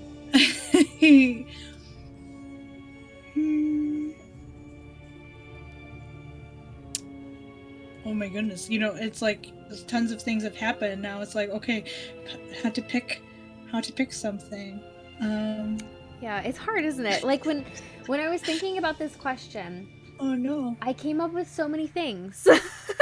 Yeah, it's like, it's like, always the heat of the interview moment. Like suddenly, can I remember a single good thing that happened? Like, literally, oh my gosh, no. I know. When like, this was turned around on me and I was the one getting interviewed, I was like, what are the Nancy Drew games? They were like, what's your aesthetic? And I was like, I've never played these games in my life. Okay, actually, honestly, well, something just came to mind, and I'll just say, even just going back to the start of our interview. Hello, John. I was in the chat. Now I'm here in real life. I saw you. Hey. Also, can we appreciate that podcasts are nothing more than just literally recording your conversations with your friends? Yeah. Amazing. It's kind of creepy. Yeah. Anyway, you were saying. Okay, so I'm actually gonna go with what you said at the beginning of the stream. The whole like you had to post the question box late, and you still got a ton of questions. Because I will be honest, I was at least a little bit nervous. I was like, "Oh, I'm coming back again. Like, are people really gonna want to ask more stuff? Like, kind of that, like, aren't they just gonna be, like, we already had her once, we don't feel like asking anything else." And then you saying, like, no, I posted it late and I didn't have any problems getting questions. Not a bit. That did, like, immediately just pumped me up for this interview and made me feel very loved. So to everyone who sent a question in, you are amazing. Thank you. Yes, seriously, everybody, because, like, you guys are who are truly keeping this show afloat. Yes. Without you guys, it would just be me coming up with my own questions, and who wants that? We want to be involved, and, like, you guys have been amazing. And yes, we love you, Tori. I love you all too. Y'all. Y'all are amazing. That makes me so happy. Oh my gosh. Okay, so you've already answered what your favorite reel was. What other Nancy Drew characters do you think should dance? Oh, I actually have a list somewhere. The question is, how much do I give away? Because I'm giving the reel away if I just have the list. Okay, I will say, we were supposed to have Rentaro. Oh. In the first video. And Carter could not find his Rentaro shirt. He has since found it. So I expect that there will be because Rentaro was one of the first ones that came to mind. Maybe actually using the deer scare dance move that I came up with, but also, I was just envisioning, like, when he rounds the corner in the game and he trips. That would be so obviously, great. Like, he's going to be really awkward and either wipe out or almost wipe out on the dance floor. So I really want to see Rentaro. And I will say, even pre your costume, like, I need to see Fatima dance. Because I just know a Fatima dance would be the most off the wall, wild thing. Just wait until you see what reel I have coming out later this week. Yay! Woo! Okay, yeah. So there's two, a guy and a girl that I really, really am ready to see them go for it. Amazing. All right. Okay, I'm actually gonna skip over this one and come back to it because the next question kind of comes into play here, and it's somebody just said, how do you come up with the funniest reels? They brighten my day. Isn't that so sweet? Oh, it is. I love that. And I'm gonna answer for her. It's because she's brilliant. Okay, so this isn't a question, it is a request, and that is to talk about Disney Dreamlight Valley. Oh boy.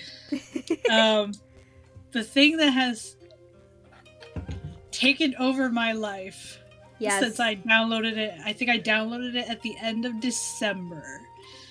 And it just became this you don't need me to tell you. You've already... I know. Like, it is so... truly such a, like, cozy, comforting game. It so is. Just with those wonderful, like, Disney vibes, and how good, like, just how they channel even the little, like, I was laughing after the Monsters Inc. Update dropped, like, just the little things, like, you'll hear Mike Wazowski walking around on a sunny day and he'll be like, hey, I should have brought my sunglass. And just, like, there's something about him just saying, like, a singular, like, a singular sunglass that just cracks me up. I know, the game is so brilliant. But like, so just the Disney vibes, because obviously, and I love that they like, it's a good mix of like older Disney, newer Disney, but they do have like so much Disney from like when I was a kid, like Lion King and Beauty and the Beast and Monsters Inc. Like, again, it's a game that, even though it's only been out for like what, a year or two, whatever, like, again, it feels so nostalgic because of who's in it. Yeah. But then also, and you know this, Susie, it's like, I guess maybe I'm just like living out my dreams through Disney Dreamlight Valley. I am absolutely, like, completely obsessed with the gardening that you can do in that game. Susie can attest, because she has seen well, actually, you haven't seen what I've done. I was like, I just finished something last night, so then I was like, okay, it's time to have Susie back, because I have truly big things to show you. Oh my goodness. And Carter, when he and I do a session together again.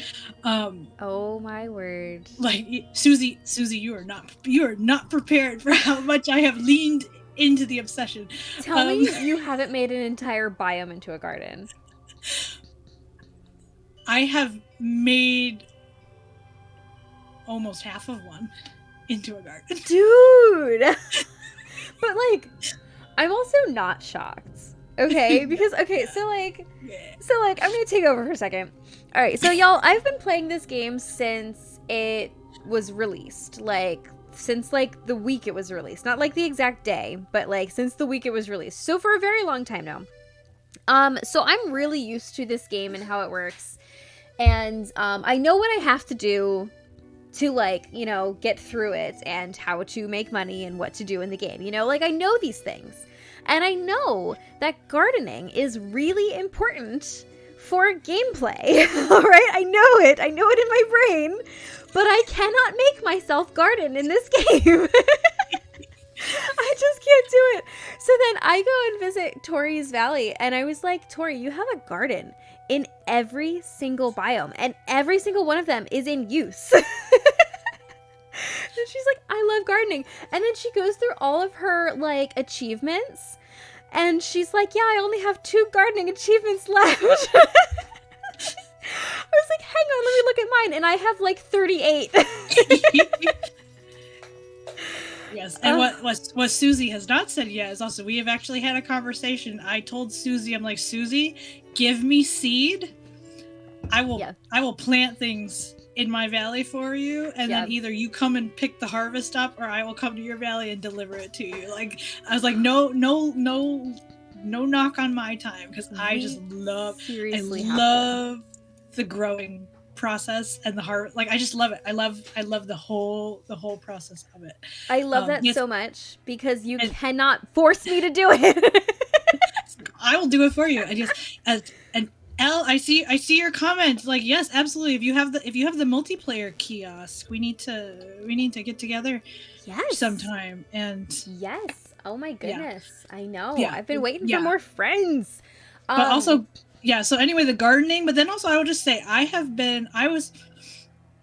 held off on buying Disney Dreamlight for the longest time because I was terrified of the decorating. I thought I would get really overwhelmed by it and be really bad at it. And then it turns out, like, I mean, no, I know who I am, and I'm never going to do some of the absolutely, like, insane, incredible things that get posted, like, daily in the Facebook group. Oh, I know. But at the same time, like, I am proud of my biomes, and I am proud of the rooms in my house, especially like my Lion King room is as good as anybody's. Like, I will go to bat for that. And you have the other reason why I need to have you back is, like, you need to see my study. After I got those floor to ceiling bookshelves, and then it ended up like Beauty and the Beast windows, like that go from floor to ceiling, showed up the week after. Like, oh, Susie, you can't even, like, that room is just, it's. I'm coming. Like, I'm coming over. Why is it not real? I was like, yes. I was like, we got to. We got to. Oh my like, gosh. Soon. Like, if you're free tomorrow night, or, you know, whatever. Yeah. Oops. It's like, soon. Yes, let's. We should just plan it now. If you're free tomorrow night, it's like, come to my valley. Let me show you. I am. Yes, let's do it. Okay, we're planning yes, the date right now. Yes, let's do it. Okay, so guys, her Lion King room should be an Airbnb. Oh, see, I am like so flattered that you said that, and also what your compliment in my kitchen when you said it was like a Sims level kitchen. I was It is like, really?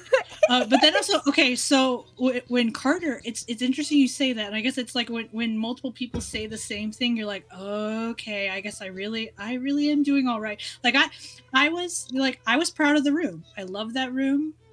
But also, like, when Carter visited and saw the Lion King room, he's like, Tori, this is just like the resort. Like Ani and I have seen, like, we've seen a room, like, been in a room like this. Like, that's what he, like, legit. I was like, that's so cool. Like, he told me it was the real deal. So also, then you saying also, like, it should be an Airbnb. Like, yes, it should. I actually have thought about, like, if I can figure out, like, get motivated to figure out even just how to do, like, a screen record. I was like, I just need to do, like, just one YouTube video, like, a tour of my valley, and just put it on my YouTube channel. So I can help you with that. So people can see, like, yes, when I get more done, I'm like, oh yeah, that might be a fun thing. Yeah, that's super cool. Yeah, all right. Yeah. Yeah, you gotta see my biomes. What I have been up to this week. Oh, I'm so excited! I'm excited to show you what I've been up to. Oh my goodness, I'm almost done. I'm really close. Exciting. So I am at least like 80% done with the Sunlit Plateau, which I had no idea what I wanted to do with, and I have never had any idea what I wanted to do with. So I'm close to being done with that. I've kind of left it a little bit alone. I am revamping Frosted Heights just a bit. Okay. Just a tish, because I was sort of happy with it, but I also think it could use a little work, And then the last one is the Glade of Trust, which I have never done anything with. Sometimes I dump things there, like, here, Buzz, have your little area over here. Let's put your RV in the Glade of Trust, because I never come here. Like, that's basically what the Glade has been for me. So I have some thoughts, and I'm gonna do it. Ooh, so yeah, so I'm close. I'm super close. I can't wait to show you my Forgotten Lands, though, because, like, for the biome that I thought was gonna be the hardest, kind of just flowed. I was like, what if I add a bunch of paths? And what if I surround the paths by purple bushes? Like, it's gonna be really fun. So yeah, that was pretty cool. Awesome. Ella's mostly working on getting all of her current characters to level 10. I've yet to open Forgotten Lands and some characters. I think Belle and maybe Eric somehow. Yeah, Eric you can't get until you have Ariel and Ursula at 10, I think. Something like that. It's been so long since I did it, but I feel like it was hard to get him. And I remember, it's like, speaking of that, I appreciate your tip to me about, I think it was you who told me, like, give him flowers as gifts to level him up, because I remember that he was in the Winter Star Path list, and I was like, I don't have Eric yet. Like, I'm gonna be so upset if I can't get this, award, because he's not in my valley. And so I did, like, I just gathered flowers and just stood there forever and just handed them to Ariel and Ursula and made sure they were both leveled up, and finally got them in my valley and got that task done. It's like, yes, like, thank you, Susie. You have been such a lifesaver. You're welcome. And, like, coming into the game and saving me from having to find things out the hard way. That's like my my tips that I give any, like, new player is, like, give the characters flowers, or gems work too. Feeding them in the restaurant if they're there gives you a lot of points. And I've heard, but I actually haven't tried it, but I just heard this, that if you give them purified dream shards or night shard, whatever it is, that also does. So I'm gonna try that. So that's, and then I also always tell people to, like, have storage bin. Excuse me. I just said excuse me to my microphone. I'm sorry, guys. Have storage bins for every different type of thing for you to like dump as you go. And then what else? When in build mode, I always stand my character directly in front of a crafting station. And then go into build mode, and then go wherever I need to from there, just so that whenever I am like, oh, I need more path, I just press escape, and then I'm right there. That's what I always tell people. I'm like, here's my unsolicited advice to how to make this game way easier. Oh, that's brilliant. So, I guess, Elle, you can give them gifts that they don't ask for. Oh yeah, you can give them Yep, whatever doesn't you just want. have to be their doesn't just have to be their 3 favorite. But Susie is right. There are certain things that level them up better than others. Yes. Yeah, because I did notice that, like flowers, gems, yes, food if they will come to the restaurant. Yes, if they're at the restaurant, feed them, for goodness sake. It's true, and that's another thing that I don't always do.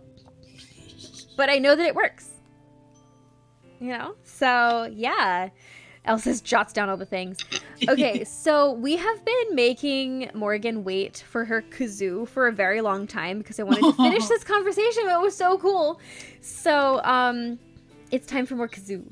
All right. Okay, hold on. Turning the music off. Spinning the wheel. Wait, so is Morgan still here? Is Morgan, are you aware that I played Day earlier?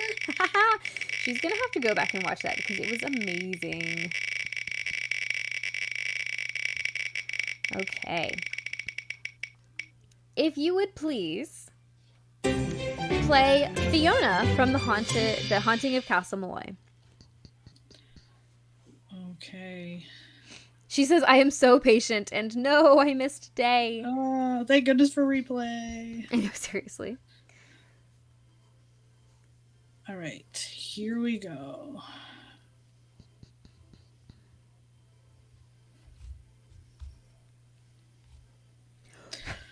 All right, we'll see how far I can get in this one. Okay. Headphones out.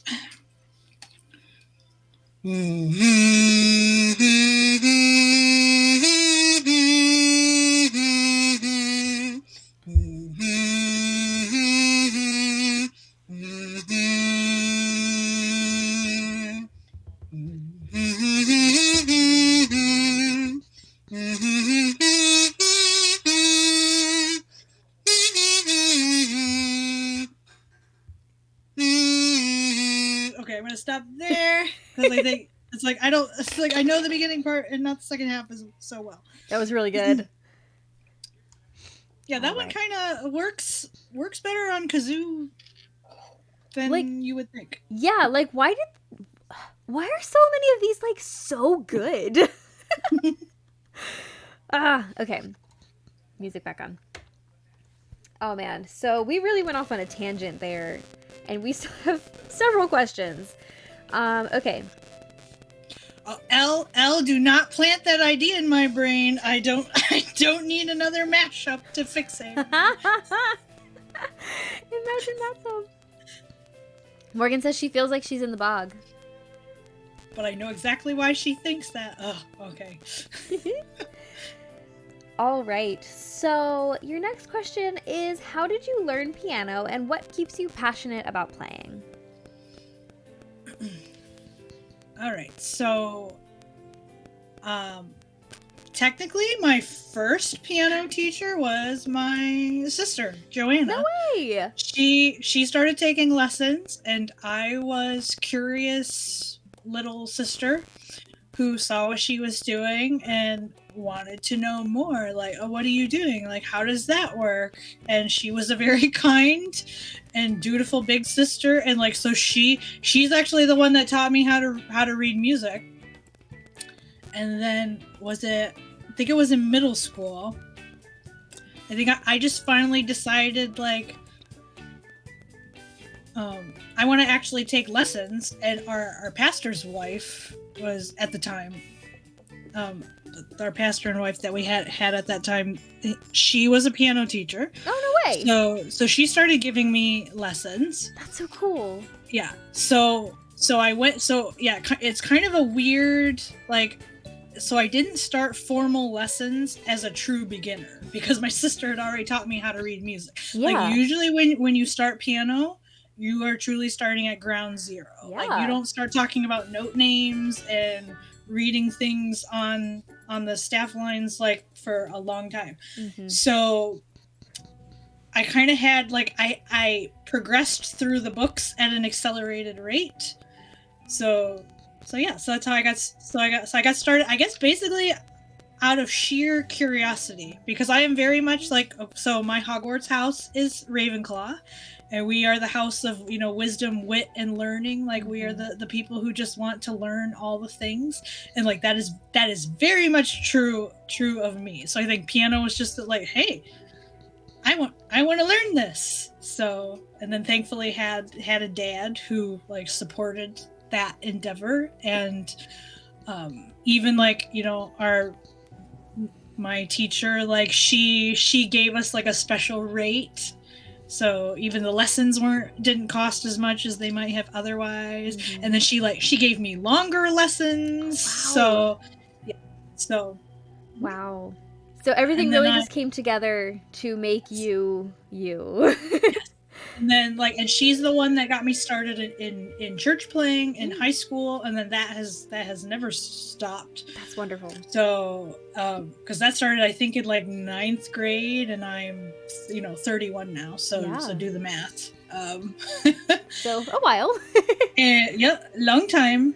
And then I did 2 years in college while I still had room to fit music lessons in. And what was the other part of the question was like, how do I keep my passion? Yes. I think. Mm-hmm. So actually, I will credit like even my sister saying earlier, like you guys have unlocked like all this creativity in her that I didn't know she had.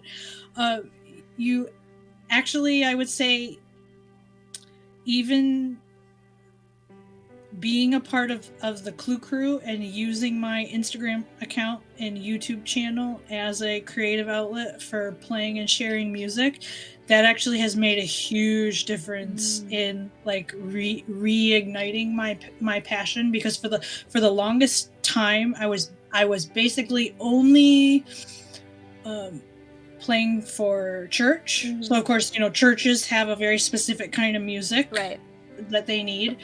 And then sometimes was playing with one of my closest friends. She has a music studio, so I was sometimes playing fun, maybe like Disney or fun Christmas tunes or whatever with her in her recitals. But again, that's only like twice a year. Yeah. So not that often. So I was kind of feeling just like I'm still playing, but playing all the same kinds of things.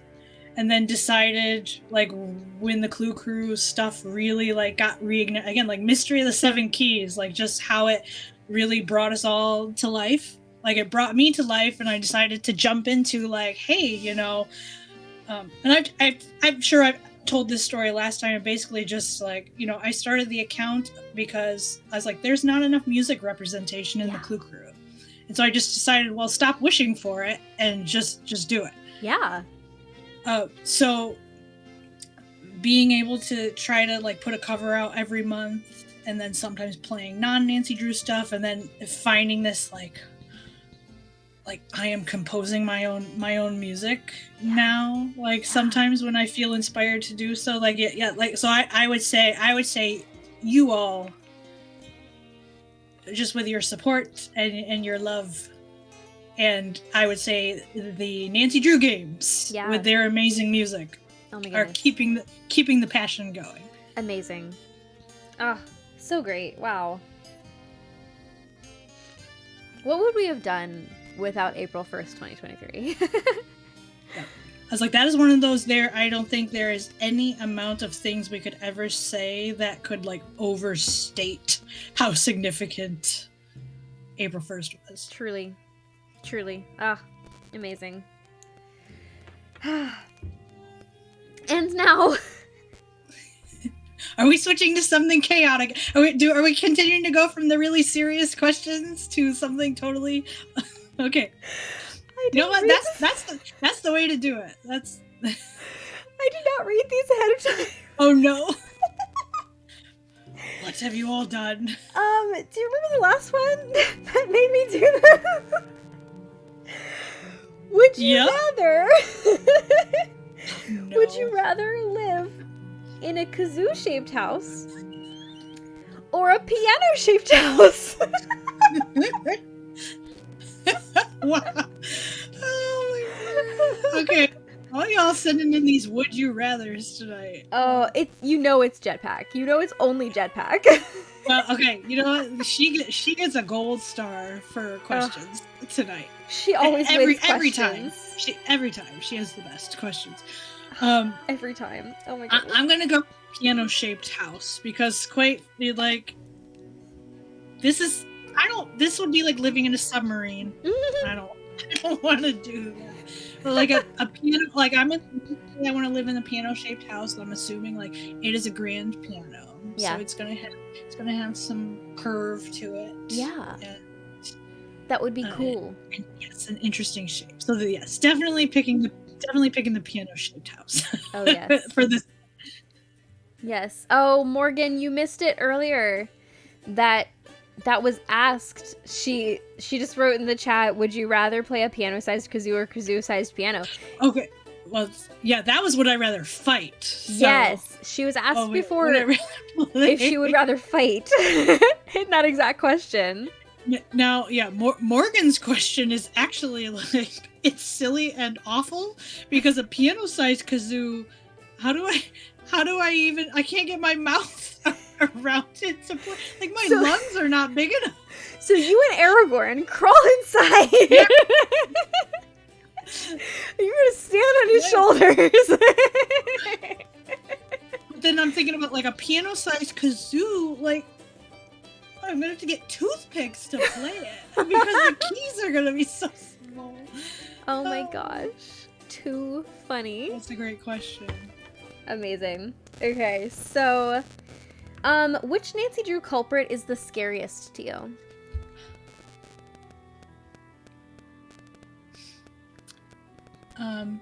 Okay, obviously I'm about to give spoilers. I'm actually going to say Joseph Hughes. Yeah. There's something about he is unique among the culprits in terms of just there is something, and they have never, I feel like they've never really, and like, I mean, the stay tuned for danger again spoilers, like Dwayne Powers gets really unhinged right at the end, and you know there's kind of hints of it leading up to it, but at the same time Dwayne Powers isn't in the game very much, so I feel like you kind of don't get as invested in him, whereas Joseph's role in the game, the way he just at the very end when you see that the theater is finally, like, the moment is here, this theater is going down, and the way he just completely snaps, that is legitimately terrifying to me. Because he really does seem like a good guy who just got, like, just kind of in the heat of the moment, like, you know, he sees Maya and just out of desperation, like, just kidnaps her. But the way he acts at the end, like, I am prepared to. I already have one girl trapped in this building. I am now prepared to lock another girl in this building and let her go down with this building. And then, like, the way, like, he's clearly, you know, if you don't stop him at the end, he's gonna like he's gonna physically attack you. Like, it's the total. I was like, this man. And, like, you find out about his backstory, like, he has no, like, his brother's, like, he has no family. I'm like, this is someone who just is very, very troubled and mentally disturbed. Like, I guess I'm not surprised they haven't really gone down that route again, because if you really stop to think about it, it's pretty dark. It is. It's so dark. Yes. Yeah. Honestly, so that game was, like, for the very longest time my least favorite game because I played it when it came out, you know, like, as a young child, and it was so frightening to me, you know, like, the whole game from start to finish was just like scarier to me than like even the scary games are. Just because like, Yeah. so the vibes right from the start where Nancy's just stressed and she's freaking out, and then Joseph comes in and he's like so comforting and so kind, and then you find out that it was all a manipulation, is just like you know.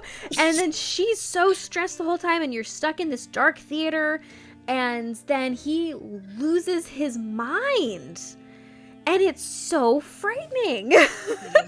Mm-hmm. It's truly like, when you think about it, it's so like, I mean, like, we don't deal with mental health a lot in these games, but somehow it's the most like troubled person, you know. Yes, and I think that as you said that, you just made me think about how I think there's an extent to which I feel like a lot of the culprits in the games are kind of almost caricature-ish in one way or another. Like it's very easy to kind of have that detachment, like they're not real, they're just characters in the story. Yeah. And you can kind of hold this distance from them because like, and just like, yeah, I can tell, like, you know, this person, they're just there's sometimes with a lot of them there's a certain amount of, you know, like kind of silliness or dramatic, like over the topness to them. But yeah, Joseph feels like a person that you could really meet. Yes. There's a lot of Josephs in this world just are one bad situation from like just from their loneliness and their mental health issues, are just one like really bad situation from completely snapping. So he hits in a scarily real life way. Yeah, he really the does. Others don't. And that's why it's so problematic, you know, like that's why, because he's so troubled and needs help, you know. Yes, like that's yes. Like there's a lot of Nancy Drew characters who need help. Yes, this man needs help. Right. Yeah, and that's the other thing that's just like, it's just so hard because there's others that's like when they get caught at the end, I'm just like, you know, bye, yay, glad to see you go. And Joseph, like the final scene, I just always feel so like this is just sad. It is. It's so sad. It's like it's heartbreaking. He was not given the help. Just if he'd been given the help that he needed and the companionship, like it would have been a totally different story. I know. Thank you, Morgan, bringing. Yes, we need some lightheartedness to this conversation because we just went. Yeah, seriously. Oh my goodness. Yeah. So, please, if you're ever feeling troubled, reach out. If you know anyone who needs help, reach out. Yes. Yeah. It's no joke. Mm-hmm. So, anyway. You're here for the comedic relief. Thank you so much, Morgan. And love you. For those of you who are listening at the podcast, Morgan came into the chats with a Britney Spears song. All right. So in that vein, which culprit from the Nancy Drew games do you actually empathize with the most?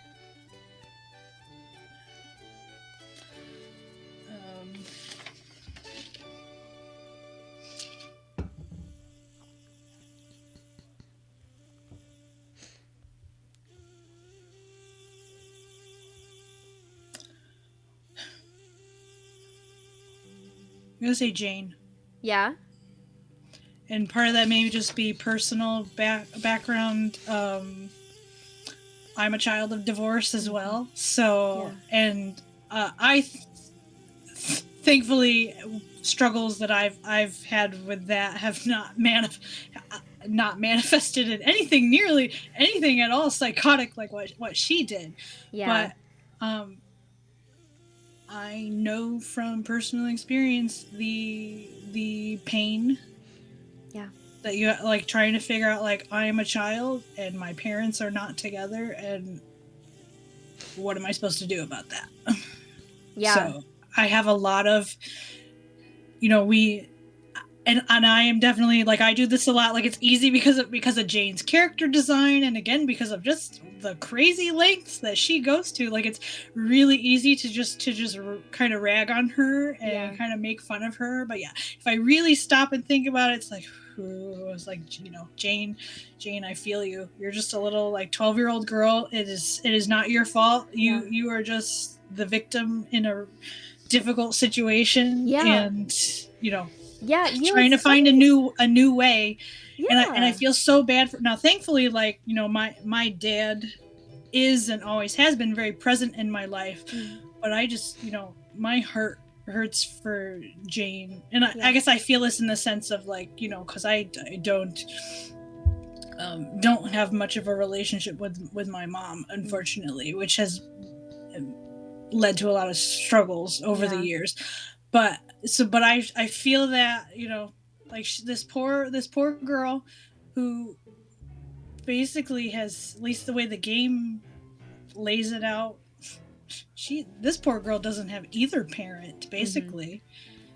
You just show up, like, who she spent most of her time with this tutor, Ethel. Yeah. And Ethel's just sticking facts in her head. I get no indication that Ethel cares at all about Jane's, again, like, mental and emotional well-being. No. It's like she's in this huge house, and she's got this, this nerdy, boring author down in the library, and her stuffy aunt in the conservatory, and stepmom that she doesn't know how to interact with. So it's just, it's, you know what Jane needs? Sad. Jane needs to go to public school. Jane needs peers. Jane needs teachers and peers, and to be around people her own age, and to be around people with similar experiences as she is going through. Like, I don't care about your family history, okay? Get your child what they need, and sometimes they don't need to be stuck in a huge, enormous manor house, by themselves. Like, doesn't she eventually go to Waverly? I don't think I've ever heard that. I'm trying to remember. Ooh, I don't remember. I certainly hope so. I hope so too. So. I feel like I just looked not long ago at the list of girls from the games who went there, and I don't remember seeing her name, but let's make that like our little headcanon that she eventually, like, she gets some therapy, okay, and then goes to Waverly.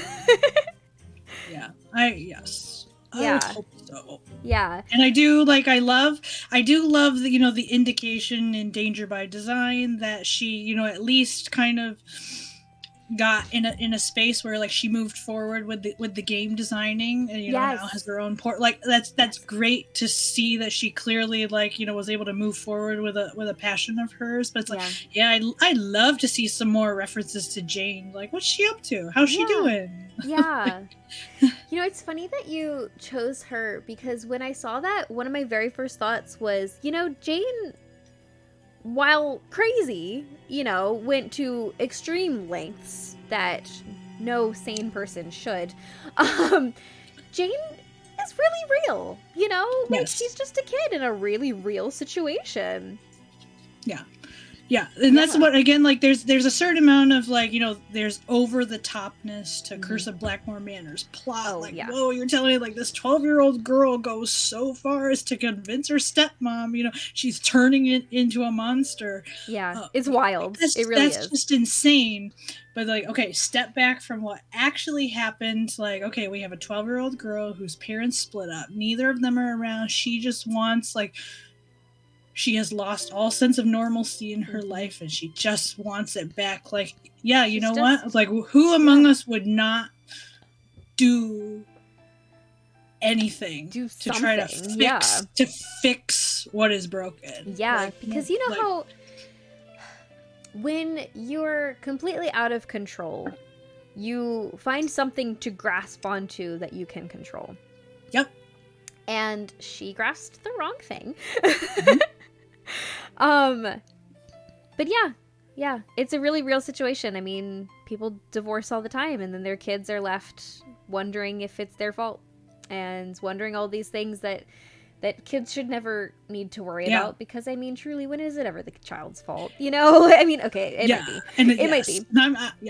And I'm not going to turn my interview into like, let Tori work through all of her baggage. But no, of course not. I have certainly wrestled with like a lot of things over the, like, there is so much emotional, mental, like, you know, life fallout from that, especially happening, like, it was 6 years old when it happened in my life, so that's really young. And just the particular way that it happened, like, there's just a lot of things that, like, wounds that never quite close up properly. I mean, so I feel for her. Like, what can you do, you know? Like, it's out of, like I said, it's out of your control. Yes, as we're having this conversation, I'm like, I feel like, Tori, you have ragged on Jane like too hard. Like, look in the mirror. But no, because Jane is insane as well. Like, let's not just be like, oh my gosh, Jane is this poor tortured soul. She's not. Okay, I mean, she is. Yes. But she's also not, because she convinced her stepmother that she was a werewolf. So she is culpable. It's like, not. Yes, it's one of those, I guess. Things about, like, thinking about her, it's like there are things that explain, but they do not excuse. Exactly. Like, okay, listen, I would love to like, become wealthier just as much as anybody else. However, I'm not gonna go and, like, steal carousel horses and create fake ones to do that, you know? Like, you don't want to be just like your boy Elliot. No, I don't. So, you don't want to follow him all the way into criminality? No, not really. No, thank you. I'm good. I would follow other people into other things, but I would not follow Elliot into criminal things. Get back to me on Sunny June and Aliens, though. Yeah. Anyway, that's exactly where my mind went. It's like, how far would Susie go to be with Sunny June? Susie would join Spied. That's what I figured. Oh, I should make the pamphlet. Yes, that would be fun. Absolutely, you definitely need some Sunny June merch for sure. I know it's coming. I swear. It's just that so, you know how you were saying that in December you did so much and you got burned out? Hi, it's me. Oh. Hi, I'm the burnout. It's me. I am so burned out. I just haven't. And I mean, like, I even went on Instagram in January and I, like, manifested it. I was like, there will be the first new stickers on Lemon Pepper in months. And it didn't happen because I just cannot get myself to do it. I just am struggling. Like, I know everybody here probably totally understands. We've all felt this at some point. I've got my 2-year-old who keeps me so dang busy. And then, like, I have my day job, I have my Etsy shop, I have on occasion I do photography for a magazine locally. I stream and make content, you know, and this takes a lot of work, and, like, creating stuff for Etsy takes so much work. And, like, hours of stuff, you know, hours go into this. And John works so much. I run this whole house, you know? I keep this place afloat. I am very organized. I'm a very cleanly person, so I don't let this place get messy. And, you know, so, like, what'd you say? When it does get messy, because I hear John complaining, I clean it. So, like, I put so much on myself. And then by the time, like, I get a break, because I can't do anything while Liam's awake because he doesn't let me. If I have my laptop open, he's trying to draw on it. So, like, by the time I get to, like his nap, I need a nap in order to get through the rest of the day, you know, because like then John's going to be working both jobs and I'm going to be alone the whole time, you know, or like I need to do some sort of something during his nap. And then by the time I get him down into bed, I'm either streaming or I'm like, I literally have no brain power, you know, and then I go to bed. So I'm with you about the burnout, you know, like it's a lot. I don't remember exactly where I was going with this, but that was really good to get off my chest. Well, just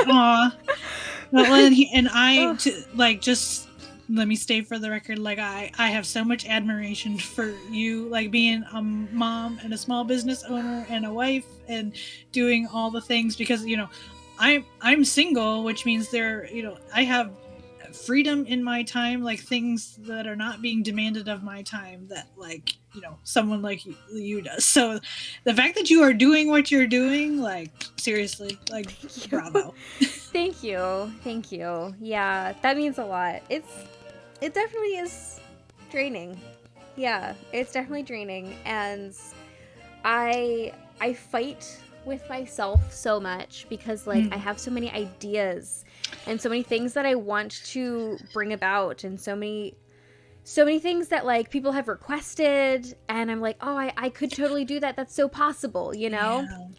And they will come eventually, you know, but just like the past couple of months, and I actually do kind of blame, if you guys are familiar with SADS, seasonal affective disorder, I never realized that I have it until sometime in March when the first like nice day happens here in Maryland, and suddenly I feel good. And I don't and then I realize that I haven't felt good in a while, you know, and like it never occurs to me until suddenly I feel good again.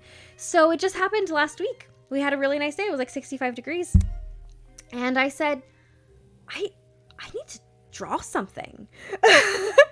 And I was like, oh, I love what is that. going on? Like, so I do have a little bit of like creativity back. I feel like I have a little bit more like motivation back, because for several months now I feel like I've just been like forcing myself to do stuff. And yeah, so spring is coming, so I'm hoping that that's gonna bring about a lot of good stuff for me.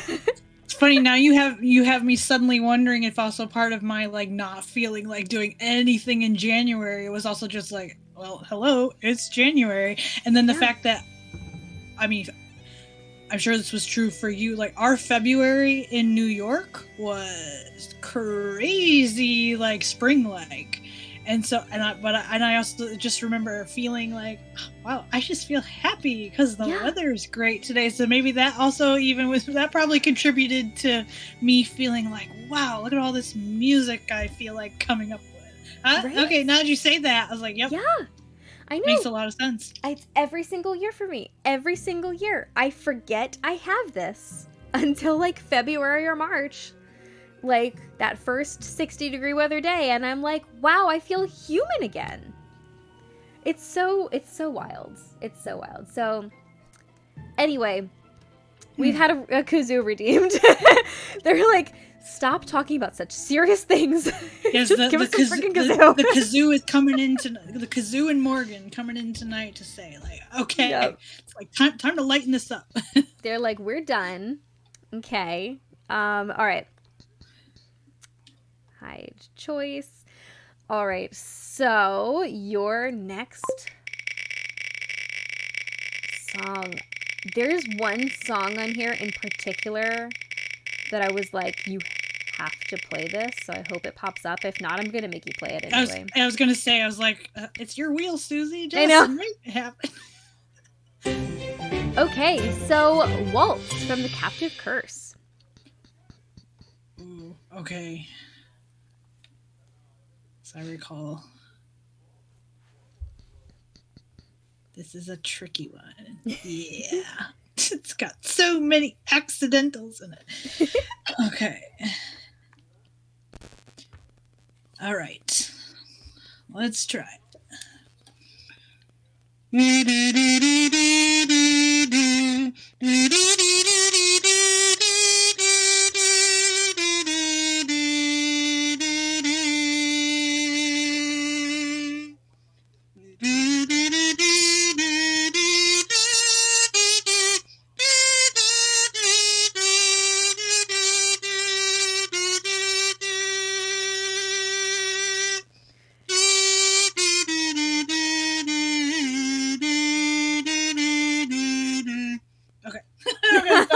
I could tell. I was like, I'm about to lose the plot.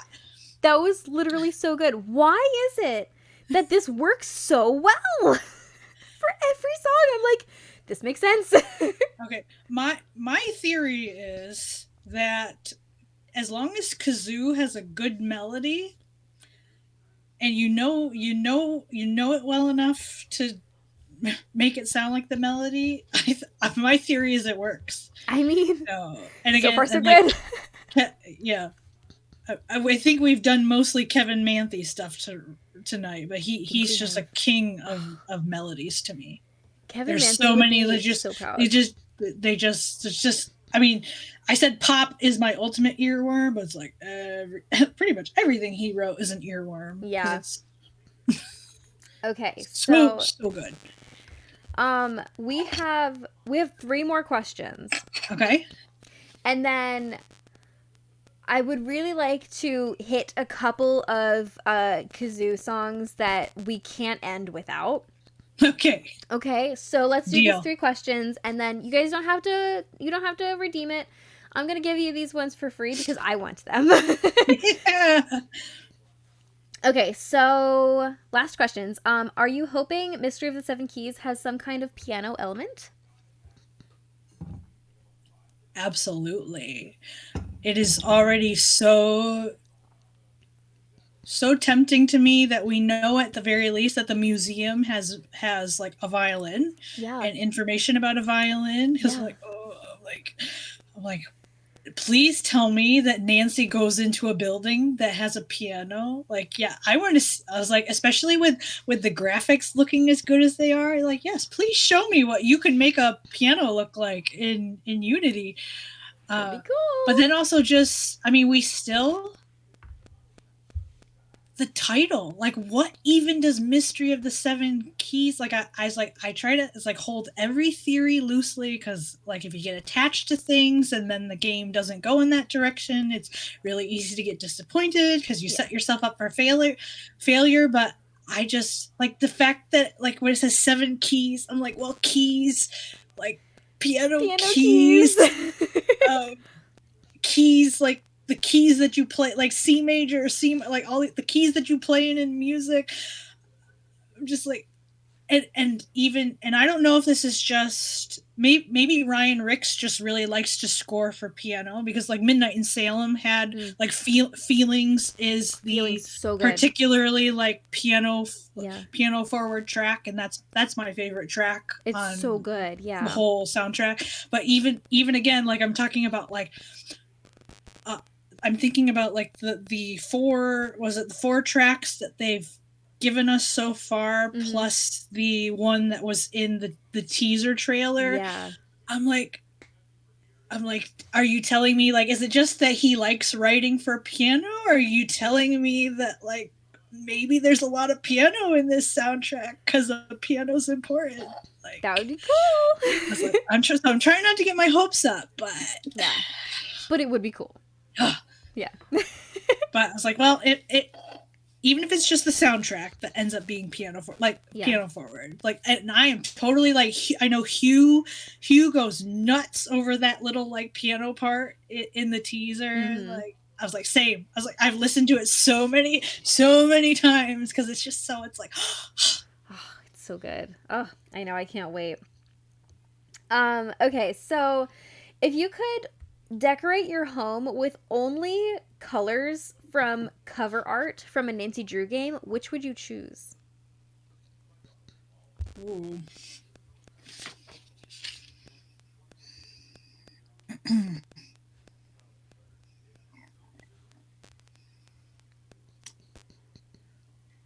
Ooh. This is a hard one. Yes. And I'm tempted. I was like, do I go with the game that I said was my aesthetic? Or do I go specifically with, like, I'm thinking about what's on the covers? I'm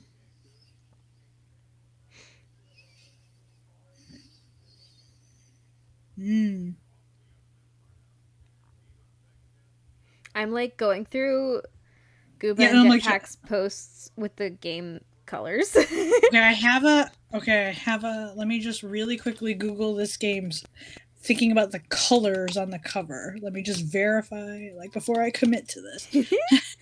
I love it.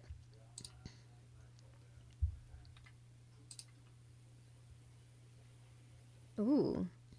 Okay, so I'm actually yeah, I'll just go with it. Okay. So I was thinking Shadow at the Water's Edge. Yeah. Because if you go thinking specifically about the colors that are on the cover, I feel like there's a lot of possibilities with it, because it has all the blues and like the white grayish, but it also has, because of the garden being in the backgrounds, like it has the like brown reds and a lot of green, and then you have like the moon or in the background. Yeah. Like I feel like it's got enough color on it that it wouldn't lock me into this, like, oh my word, my house is really dark, or oh, my house is really bright. Like, I can mix and match. So I'm gonna go with that one. There we go. Yeah. It's a good one. Yeah. I was just going through Gooba and Jetpack's posts of guess the game based on the color palettes to see what they had so far. And I actually would say, because this is such a cool question, that I would go with either, and this surprised me, because one of my options is what I thought, but the other one surprised me.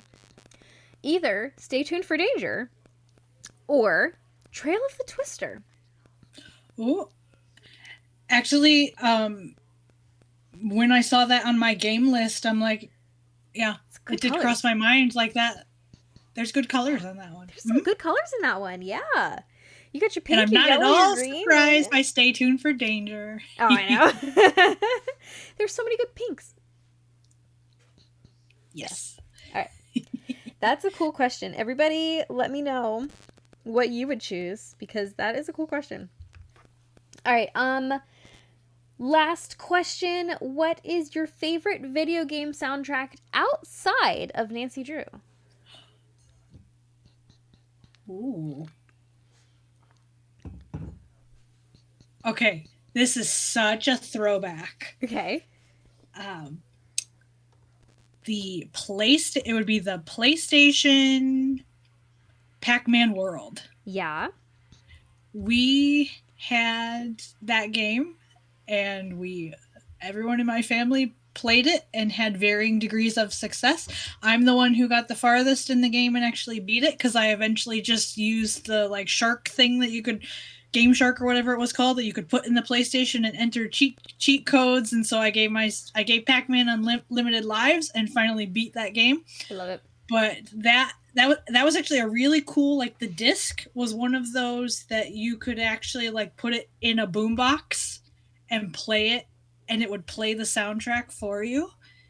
And so yes, like, if you all have no idea what game that is, like, you need to look up that soundtrack. It is such a classic of a game, and in particular the boss level for the space realm, and there's a later one like where Pac-Man's in this factory. Like, there's some really, really good tracks on that one. Like, I still, every once in a while, I look that soundtrack up on YouTube and I just listen to it, because it is so good.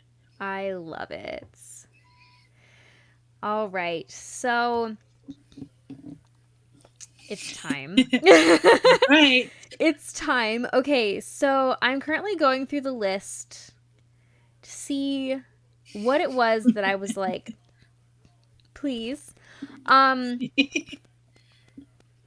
have 2 so far. I feel like there was maybe... Hold on. What did I want? Yes, okay.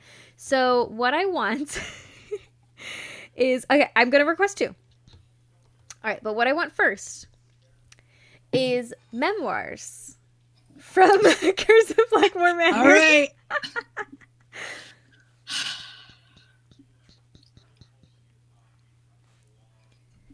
So, for those of you who don't know, this is my favorite song from all Nancy Drew games. All right. Let's see how it goes. Okay, here we go.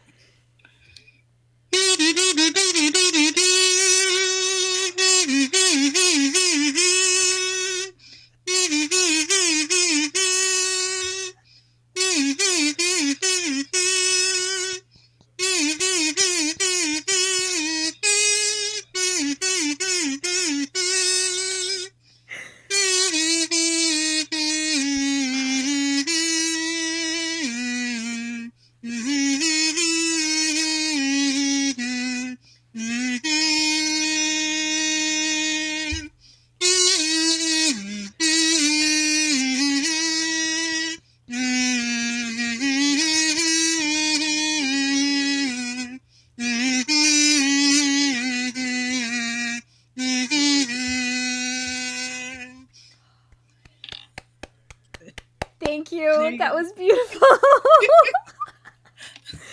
my gosh, so good.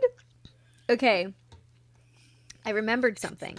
I remembered that before you leave, I have to get you to do recorder again. Because my music was playing still. I wasn't able to get it to pause. And I didn't like that. But we're going to have to put all this together, so if you would do that again for me, please. And then I do have one more because I forgot that I wanted this. So, but that'll be the last one. Okay. Here we go with recorder again. Take two.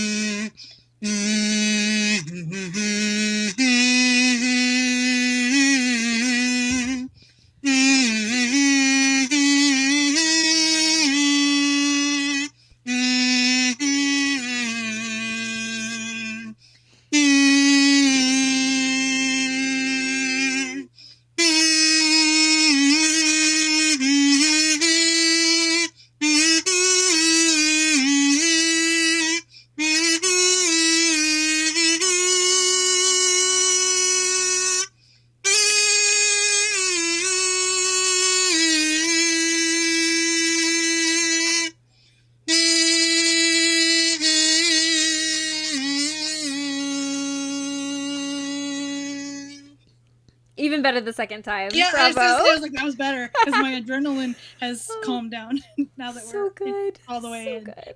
I know. All right.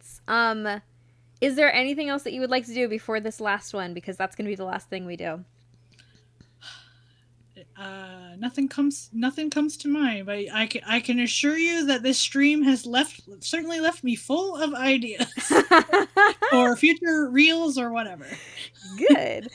All right. Guys, so what would time. you like? Guys, it's time. It's time for Pop from Shadow at the Water's Edge. All right. I should have known. There's only one way to end this. I know. All right. I'm so excited right now. Okay. All right. Headphones out one last time.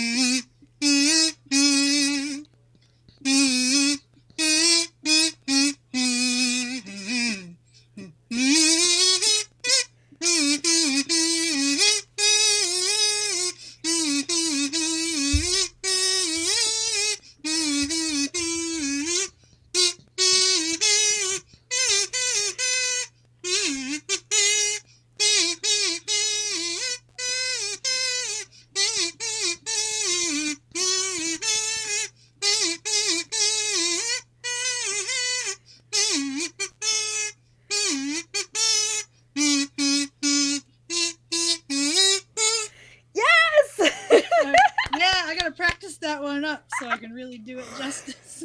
That was so good.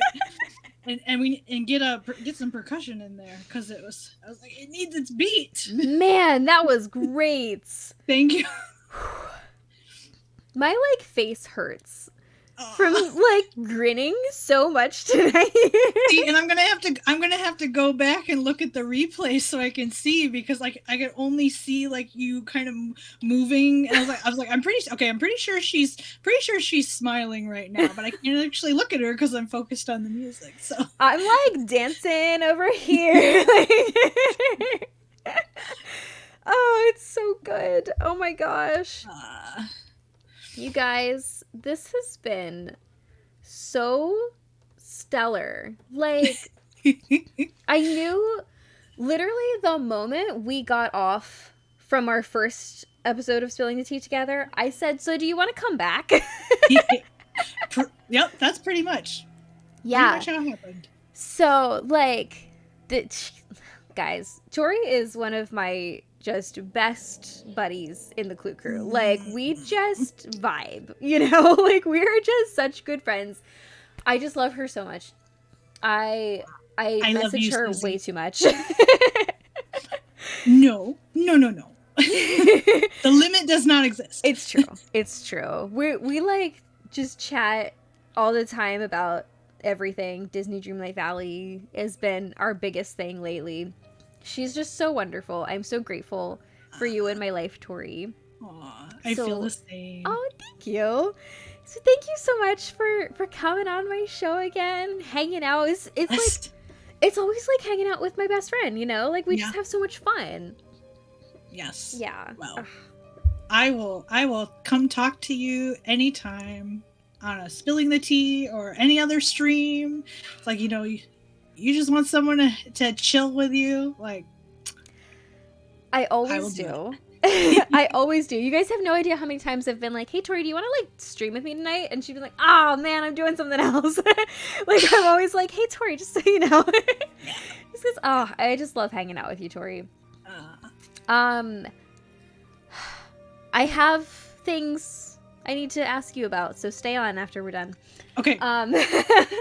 So things that you guys can't know about. But yeah, so thank you so much for joining me. And for everyone who joined us and who listened and who sent in questions and who redeemed things tonight, thank you guys so much. This would be nothing without you guys being so amazing and so interactive. And I just, for sure, I love the Clue Crew. All yes. right. You all are amazing. Tori, do you have any parting words? Okay. I will send you off all with Dare to Kazoo. That